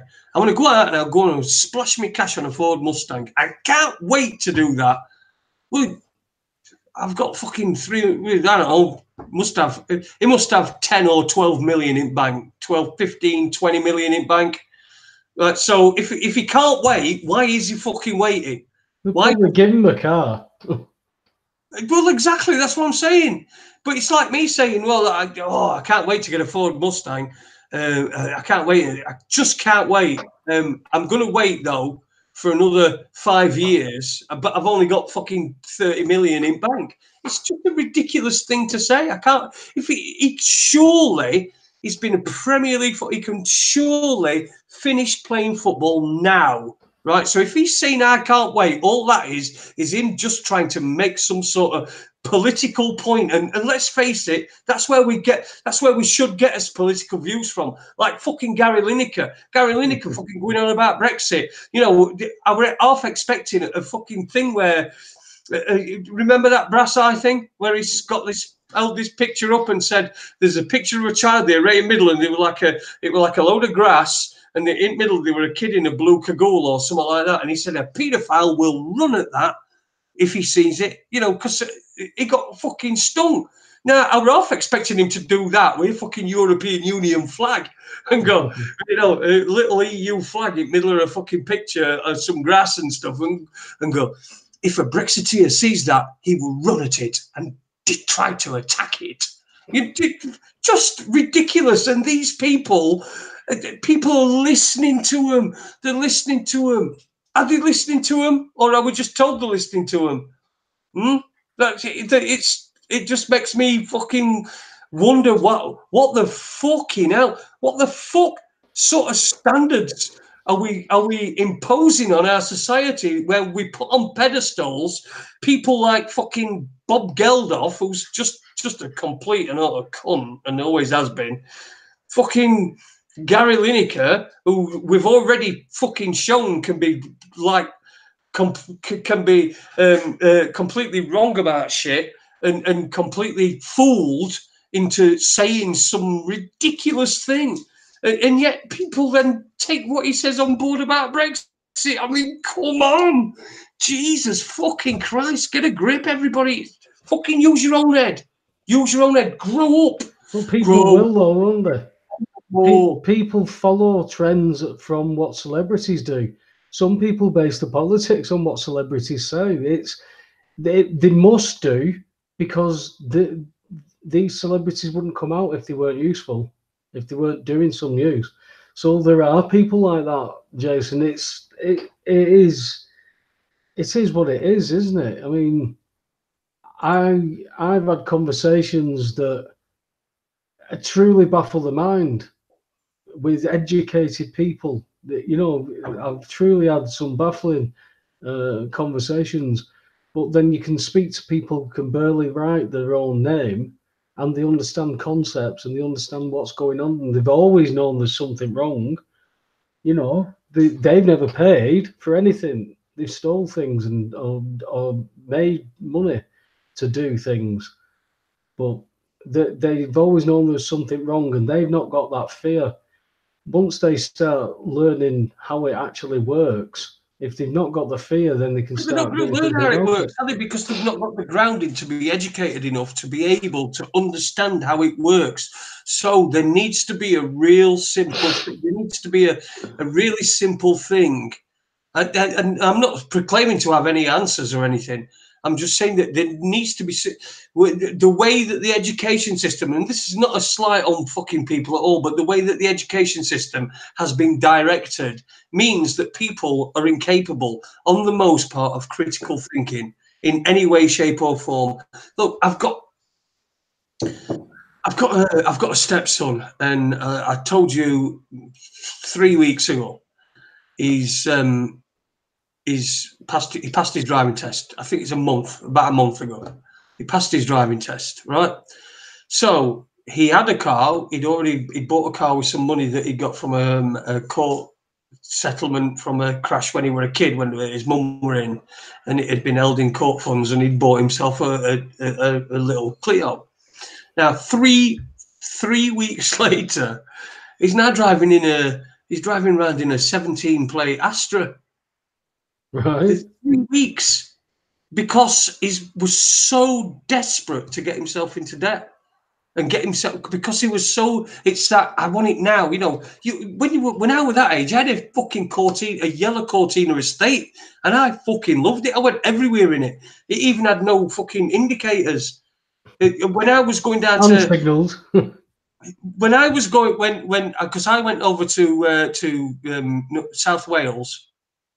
I got a cold, and I had to go out to Dubai, and it were about a week before that I got a call from Heath, and Heath had got chickenpox, and he couldn't keep his job unless he could get someone to cover for him. So I says, well, I'll come and cover for you, but I need to go to Dubai, so I need you to take me to Heathrow on that day, and then you can have my car. You just take it, because it's a Cortina estate, and it has no fucking indicators in it.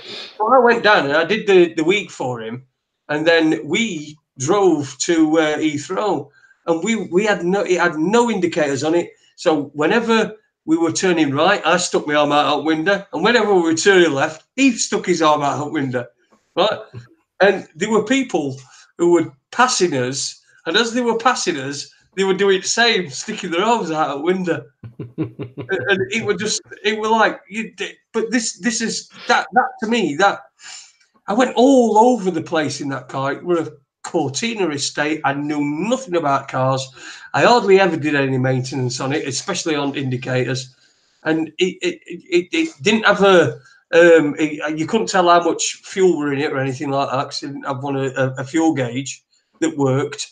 And so it would, but that for me, that was everything. It was actually just the freedom. It wasn't how the freedom looked to other people, which is how I feel that his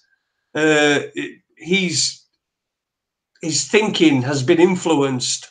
That it's not the freedom that he wanted, because he had the freedom. He had the freedom with the Clio that he built for 800 quid. He had that freedom. He didn't want that. That's not the freedom. It's the perception of the freedom that he's got, that other people have of him. Whereas back in the day, he didn't give a fuck. That car, I crashed that car. That car, right? The yellow Cortina estate. I was working in a place called Rockley Park in Poole in Dorset, DJing, doing some DJing and stuff. And it was 1991, and Wednesday got to the League Cup final. I remember it. And my dad had got me a ticket, and it was a week before my 21st birthday. And I jumped in that Cortina estate in Poole in Dorset, and I was driving to Wembley to meet my dad to watch Wednesday in League Cup final. And I was driving, and I crashed on the motorway. What I did is I moved from the into the middle lane into the outside lane to overtake somebody. And as I did, somebody in the outside lane broke really hard. And I had to, and the back end sort of fishtailed, and I slammed into somebody, bent all chassis and everything, and but it was still drivable. And I drove to Wembley. With a bent chassis. It weren't back end. It was just a bit dinted and what have you, but it was still drivable. And I drove in that car, and I drove that car for for the rest of that year. But that's what I'm saying. It didn't matter to me that I was driving a yellow Cortina estate. So is he chasing the dragon already? The freedom was the important thing, but it seems with my stepson, it's not the freedom. Freedom's not the important thing, because he's just tied himself down. So he's not got any freedom. He's now stuck. He can't, he's got this. He can't, like I said to my daughter when she bought a car in finance, you know what, you can't just go and take that job in Ibiza, and you can't just go and do this, is because this is stuff that I was doing when I was their age. In fact, I left on when I was 15, but I was doing this sort of stuff. I was going places, and I went all over the world, but their attitude seems to be that the freedom, the perception of their freedom is better than the freedom itself. It's more important. He's free, but he's got a better car. Yeah. He's only had it a month. He's not even had a chance to write it off. And you know what? We all fucking write his first car off, don't we? His first ever car always gets written off. Most of the time it gets written off, doesn't it? No, I've never written well, whatever. You would fucking argue. I haven't. I had an Embridge Punto written off after a drunk driver hit me head on. That got written off, but that's the only car I've had written off in an accident. My Ford Sierra did it, and I think my Sierra ended up getting. I wrote it off because I'd only paid about 300-400 quid at a local auction, and somebody nicked it, and it was found in St Helens. Let's see what's going on in chat room. Kevin Street's still in the Super Leeds. Is in there as well. Oh, and Super League says Rumbelows Cup. Yes, mate, that was it. It was 1991. And if you get the video of the official video of the Wednesday put out after that, I've got it. Oh, Rumbelows. Anyway, if you find that and you find it online somewhere, I'm in that. And I've got a It's brilliant because what I got on is I'd been working in a club in Sheffield a few weeks before, and there were somebody in from HMS Sheffield, the ship, the boat, and he got his hat on, and so I said, Was it the sun? "Give me your hat." Huh? I said, was it the sun? You said he got his hat on. Yeah. He was a sailor, some sailor. Yeah, but he got his hat on. I says, "Can I have your hat?" I was DJing in this club, Josephine's in Sheffield, and I said, "Can I have your hat?" And he says, "No." He says, "But you can have a band round that goes round it, that says HMS Sheffield on it." So I said, "Cool." So I took it and I put it on my head in that when I were at the cup final, and on the video you can see me. I clearly stand up and check. Do something stupid like that, and my dad's looking up at me going like, "You fucking silly cunt, the fuck you doing?" But I ended up on video, so more fool him for not standing up and acting like a cunt.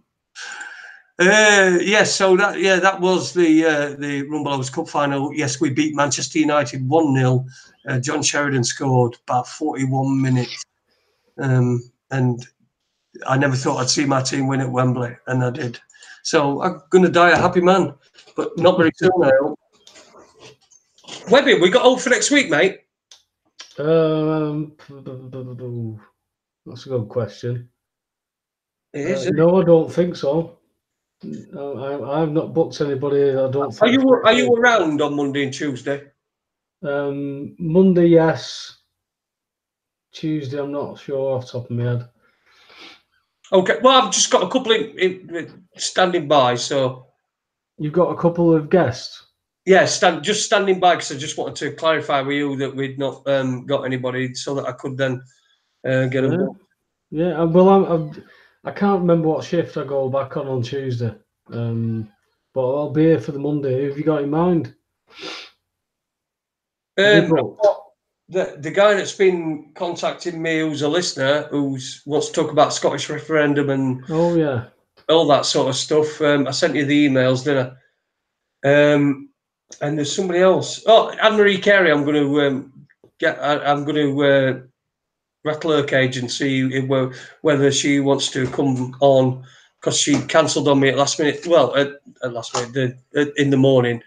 Last week, something that she really couldn't get out of. So I've left it for a while. I'm going to contact her and just say, do you want to reschedule? So that's the two. And of course, I've still got Neil Sanders too. I just can't bring myself to. Why? I don't know. I just can't. I don't know. I just think it'd probably be car crash YouTube.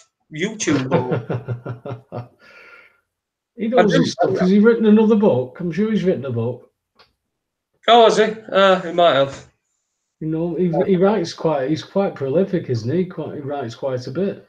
Well, he seems to. I know. Hey? Two. I think he's written 3. I think one of them was one book that he split into 2 books, which is Your Thoughts Are Not Your Own. That sounds like an agenda. Well, it is. Good read, though. Good read. Really good read. Well-researched stuff.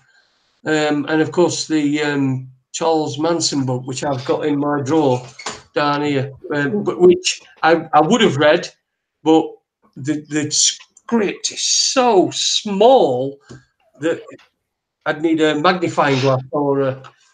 What happened to the guy who said we all died in 2012? Do you know, I fucked him off. I had a couple of conversations with him because, I had... there were one time where I'd booked him, and then on the day, I got in touch with him to confirm, and he said, "Oh, sorry, I'm going bowling with people from work."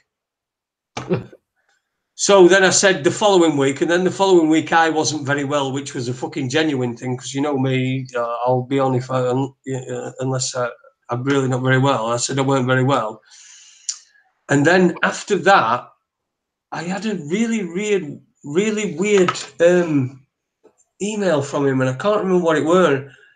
Can't remember the tone of it, but it wasn't. It was a bit. I'm pretty woo-woo. Well, it was far too woo-woo for me. Whoa. And I thought, let's just leave this cunt at fucking, authorities. So I didn't get him on. But I'd like to get somebody on. If anyone's got any suggestions for Mandela Effect guests, we're hang on. That's not very nice. Did you get that, man? Do you know that could be classed as assault in the state of Louisiana for Watson. Fucking hell. Watson gets his own bike, don't worry about that. No wonder he shits in your kitchen, mate. Oh yeah, he did, didn't he, last week, the little cunt. Oh, by the way, when I got up the next morning, he fucking crapped all over in his fucking box. So that's good as well. Well, he's since cut his knackers off. Well, I'm thinking about doing the same to you, Paul. I thought, can I have him neutered? And then he might be a little bit more, calmer. Well, I don't know. He's got you beat up. He's shit in your kitchen. He's ran off from you. There's no fucking lot. He's a rake cunt. He knows I've got one leg and I can't run after him. I can hear him laughing at you now. He is. He's even dreaming about laughing at you. He's going like this.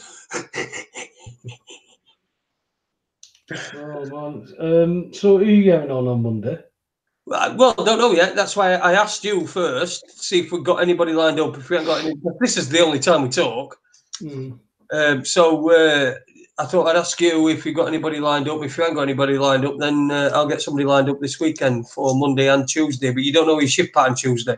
If you can let me know so that then I can brief Adie and I'll get Adie on, and he can. I hope he's feeling better, mate. Well, he will be, won't he? He's only got Tom Tits, I think. I think that's all it is. Yeah, I think that's all it is. Anyways, let's have a look in chat room for last time, and then we can fuck off, can't we, and go to bed. Or oh, Jason, oh, gross, man. Come on. Sorry, I concur with that assessment. I know, but I didn't expect it to do that. You know, when you just lean and it's silent, you think it's going to be silent, and then it isn't. I think it was very uncouth, but you represent your countrymen really well. You Yorkshiremen, eh? Well, we do. I do represent. Yeah, we're farters, for fuck's sake. What are you? Are you trying to tell me that you don't fart? No, but you're just full of shit. Well, I'm not really, am I? I'm full of gas. The particles of shit. That's why it's classed as assault in the state of Louisiana. If somebody inhales them, that is classed as assault. Custodial sentence.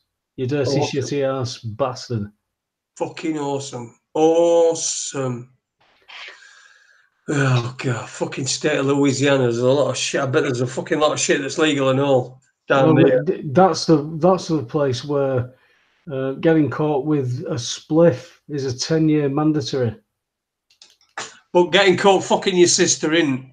Well, that's legal. Yeah, there you go. It's strange, isn't it? The fucking Americans bringing the customs over here. Normally 8 to 10 years later, we catch the cold after they've sneezed, lad. It's going to be a bumpy ride, Jason. I can't see it not being. These people aren't going to step aside and suddenly do the thing that's right on behalf of the people. And people are too busy arguing over what they want people to argue about. You know, Farage is going to bring UKIP back and Tommy Robinson can't get on anywhere. All this stuff is all for people to talk about. I don't know what the answer is as much as anybody else, but it's going to be an interesting end times. Yeah, end times. Yeah, it's a lot of people saying that, aren't they? There's a lot of people going all God bothering and religion, and if that's your bag, then that's up to you. I've got no fucking problem with that at all. Just the signs are all there. This, we're fucking. As in the days of Noah. It's fucked, mate. It's fucked. Mankind is, you know, how more deviant can mankind get as to the state of affairs that it's in right now? You know, it's there's a lot of bias going on. You know, there's Christians that are being genocided and killed all over the place, but nobody's concerned about them. You know, No. it's strange. And again, you've just mentioned about biblical times, Revelations and stuff. It talks about Christians will be persecuted, and there's nothing changed. Nothing's changed. How many times we've repeated this cycle in different eras, eons. I mean, I don't even know what my timeline and my history is anymore, mate. Everything has got to be up for question. We've been taught by known liars. We've been taught wrong. It's madness if people still want to justify that. I can't do it. Once you've had been kicked in the balls and punched in the face, you can't go back to that. You've just got to try and find some way of getting people to start talking about it, because then when you get people talking about it, then you can maybe get people to do things, and it's less of a strain when people is going, you do it. I've tried to stay alive in the last 10 years more than what I wanted to do. Take this to court or do that to court, Jason. It's not been an easy time whilst trying to learn all this stuff.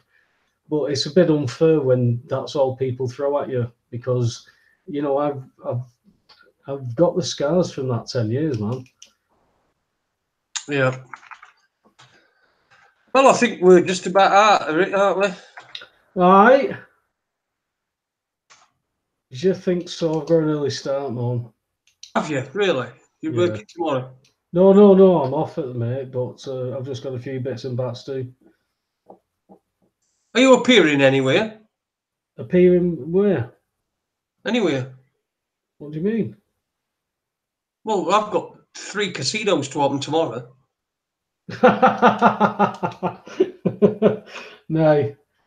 No, I turned them all down, mate. They didn't give me enough promises. Did they not? No. Oh well. Well, listen, it's been nice chewing the fat, man. It has, and we've missed Adie. But fucking hell, I keep going up.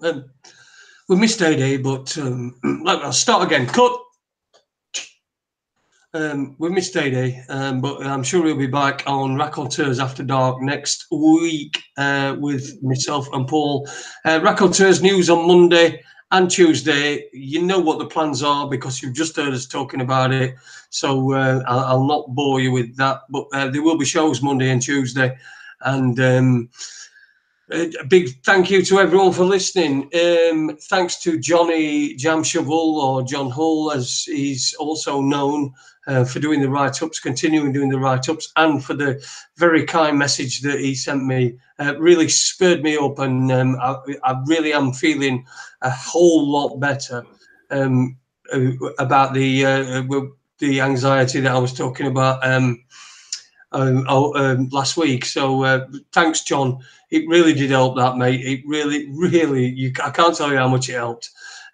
So we'll be back next week, and we will have some shows, and we'll do some stuff, and we'll talk stuff, and bills of exchange might even be raised. And stuff. Yes. But remember, oh, come on. Sorry, just before we go. How much were you nodding when Vinnie Eastwood said he was a narcissist? What do you mean? Come on. Listen, all I did was mention that we'd had somebody on from New Zealand before, and then he starts listing the things that she's not done that he has. And what? He took it. It was a bit of a. He took it a bit personal, that attack. But do you know what? I could understand it. He is that personality is driving him into what he is doing, and he is being closed down. Things are difficult for him, and he's not got these big sponsorships, or a lot of people have been saying that he's a shill just as much as you are.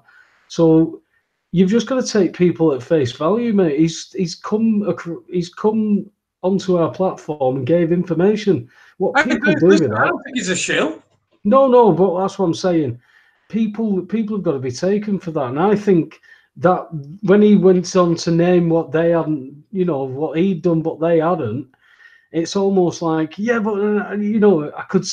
And when he mentioned his channel, I was chuckling to myself. I thought, how many times is that now that he's mentioned that channel? But I can understand the passion. It's, when you're over the target and you're taking that amount of flack, it's not easy, mate. And keeping a family going and everything, and getting visits off the police, whether the police have a clue why they're at your house or not, it's quite intimidating. Well, yeah, exactly, yeah. Look, I weren't pulling Vinny Eastwood down. I just no, I got that. It's quite clear that he has quite a high opinion of himself. Yeah, he even said that, didn't he? Yeah, that's what I mean. He will say that, and so that from that, I'm not disrespecting him. I like Vinny Eastwood. In fact, I watched a bit of it from his show, because we went on an hour, didn't we? Afterwards, an hour, probably about an hour and a half afterwards, on his channel after we'd cut off here from Raconteurs News. So if you want to find that, it's on his backup channel. I don't know where you'll be able to find that, because hang on, it was Vinny. No, he never mentioned it. Yeah, backup chat /C/Vinny, and then it was, what was the Eastwood bit? Eastwood, as in make my news, something like that. He said Vinny, as in Vinny with a Y, because that's the most important question. Yeah. And Eastwood, as in make my news. And it was that Eastwood look that he gave to the camera when he said it. You've got to give the guy credit. I mean, he was stood up throughout the whole show. And remember, if you didn't watch it on here, if you watched it on here, then there's another hour and a half that's on his channel.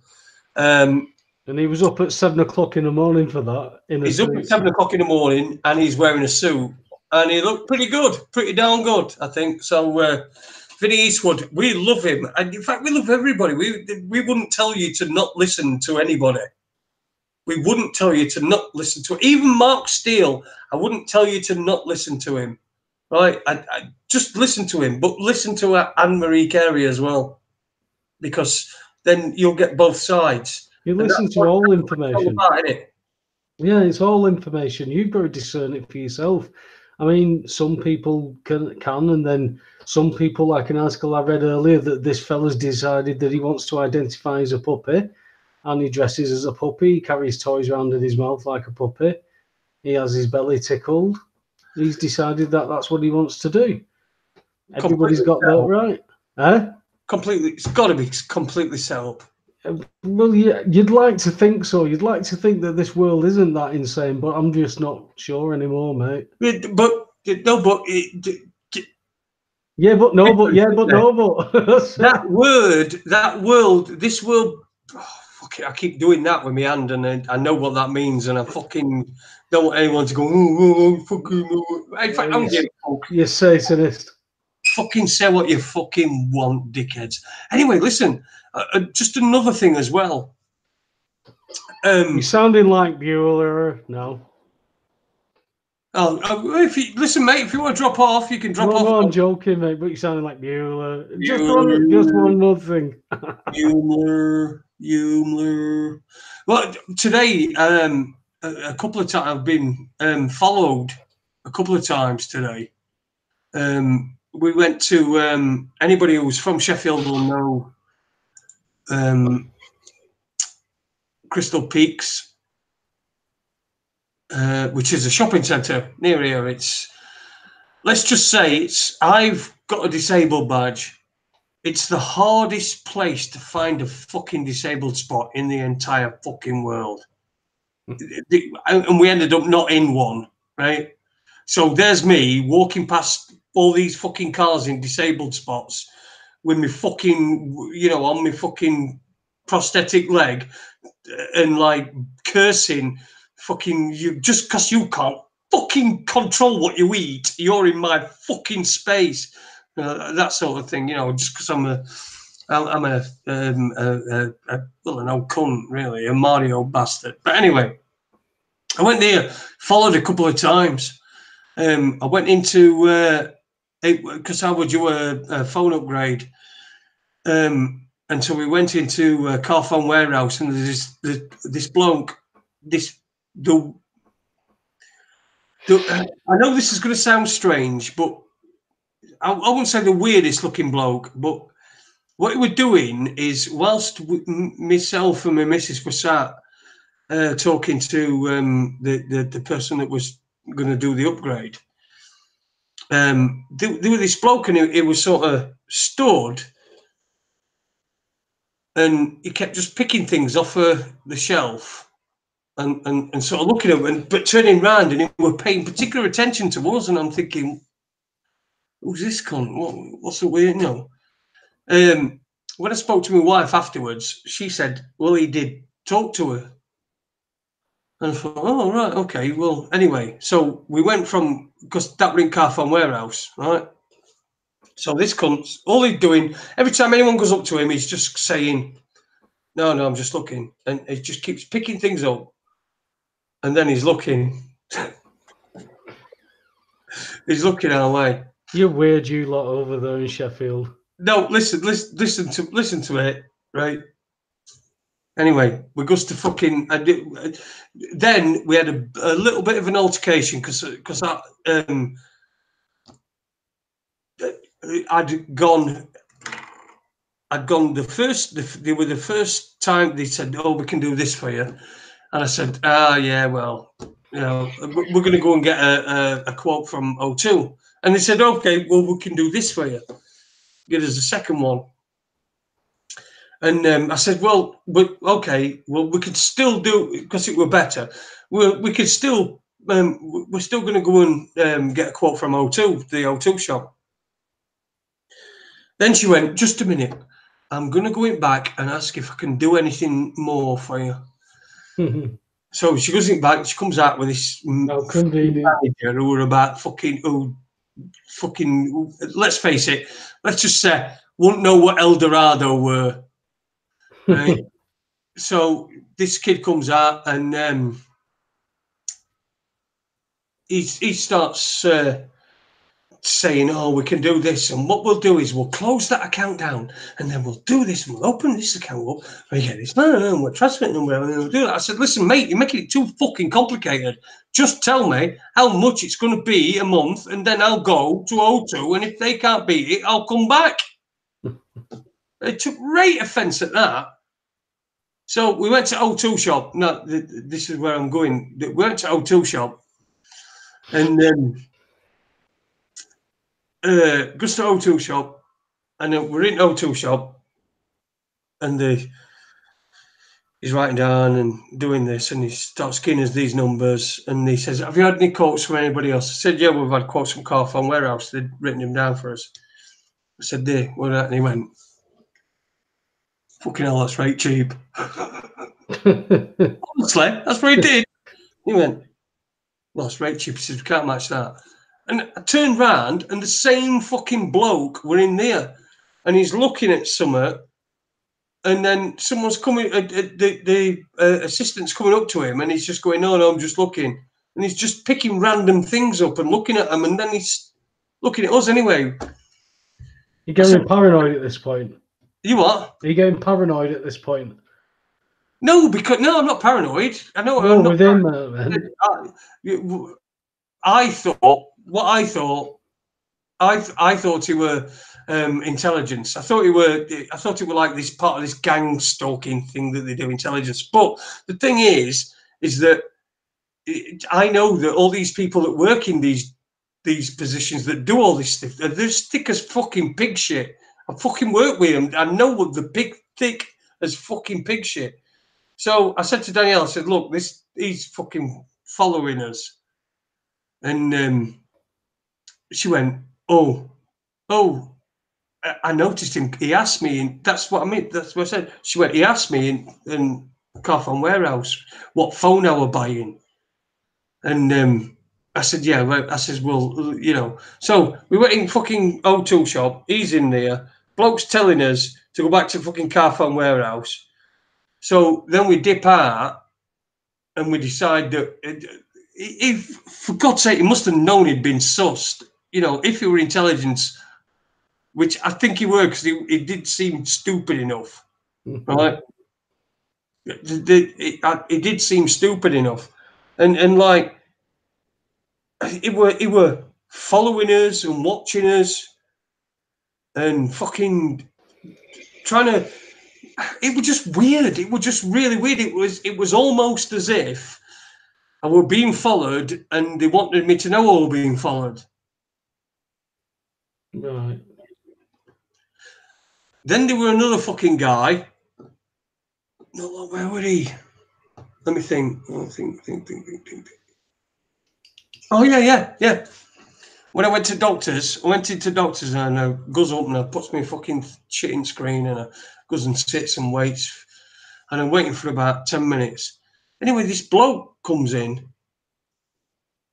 and he seems to be paying particular attention to me. Now, I'm used to people staring at me because I've got shorts on and I've got a fucking bionic leg, you know, so I'm used to people staring at me, but I'm used to people staring at my leg. And anyway, this bloke comes in and he's stood in queue and he's staring at me, and he keeps looking, but he don't seem to be looking at my leg. He seems to be looking at me. And then he gets to the front of the queue and then makes some fucking poxy excuse and goes. It was just fucking really weird. It was just, I don't give a fuck. I don't care. I don't think there's fucking. It just seemed like it. You know, these. Look, I've worked in intelligence. I know what these people look like, and they don't look like anything you'd fucking imagine. They're not fucking there in suits and all that sort of shit. They just look like ordinary everyday people. And if they weren't, they weren't. I couldn't really give a fuck. But I just think that there's just been so many things that have happened, particularly today. And today's been the day that I've been out and about, and I've gone out and done something. So, well, strange. I've not had any experiences like that, but you know, I haven't got a clue what about this world anymore, Jason. There's, you know, if somebody had told me 10 years ago that I'd have had armed police called on me for asking a question and not kicking off with anybody, I'd have said, no, they wouldn't waste money like that, but it happened. So God knows, man. God knows. I mean, if you're on to something, if you've got information that you've used or given or anything like that, or making any kind of an impact in your local area, you know, I know a guy who's doing really well as an independent, and you know, the fucking council hate him because they're forever spending money on him bringing stuff up, and he harasses them because he wants to help the people for the community. Few and far between those, and then with the ones that they want to, you know, stick on a 4x2, man. yeah, well, listen, somebody in chat room's just put, James Owen has put, secret shopper Jace, seeing who's buying whatever, secret agents disguised as furniture. Oh, sorry, are you paramate? No, I'm not para. Listen, I'm not normally the sort of person that's fucking does. I don't do this sort of shit. I'm not going to all my haters, and I'm not. All I'm saying is it was just a very interesting coincidence that, you know, this guy were there in both shops, interacting with my wife. You know, I don't know. I'm not saying it was anything. I'm just telling you that all I'm saying is I know how intelligence works, and how when I know how intelligence works. I worked in private sector intelligence fucking years and years ago, but they work in a particular way, and there are thick fuckers. There really are. There's a lot of them that are just thick fuckers that are just Well, anyway, we had a derogatory. Is that an oxymoron then, putting a thick fucker into an intelligence Well, of department? course it is. Look at it. Look at police intelligence. It's an oxymoron. Military intelligence. Military intelligence. Yeah, exactly. Military intelligence. It's an oxymoron. It's just nuts. It's just. Anyway, let's. We'll call it a night, I think. Yeah, thanks to everyone who's joined us. Thanks to you. Cheers, guys. Cecil and John Smith, James Owen, good mate. No, I'm not para. Yeah, I already answered that, I know, but no, I'm not. I'm okay. Tazzy M as well, who's been in there, and Super Leads. Thank you very much to everybody. We'll see you on Monday. And don't do a racism, don't do a sexism, don't do a transgenderism, and I don't know. Ta-ra a bit.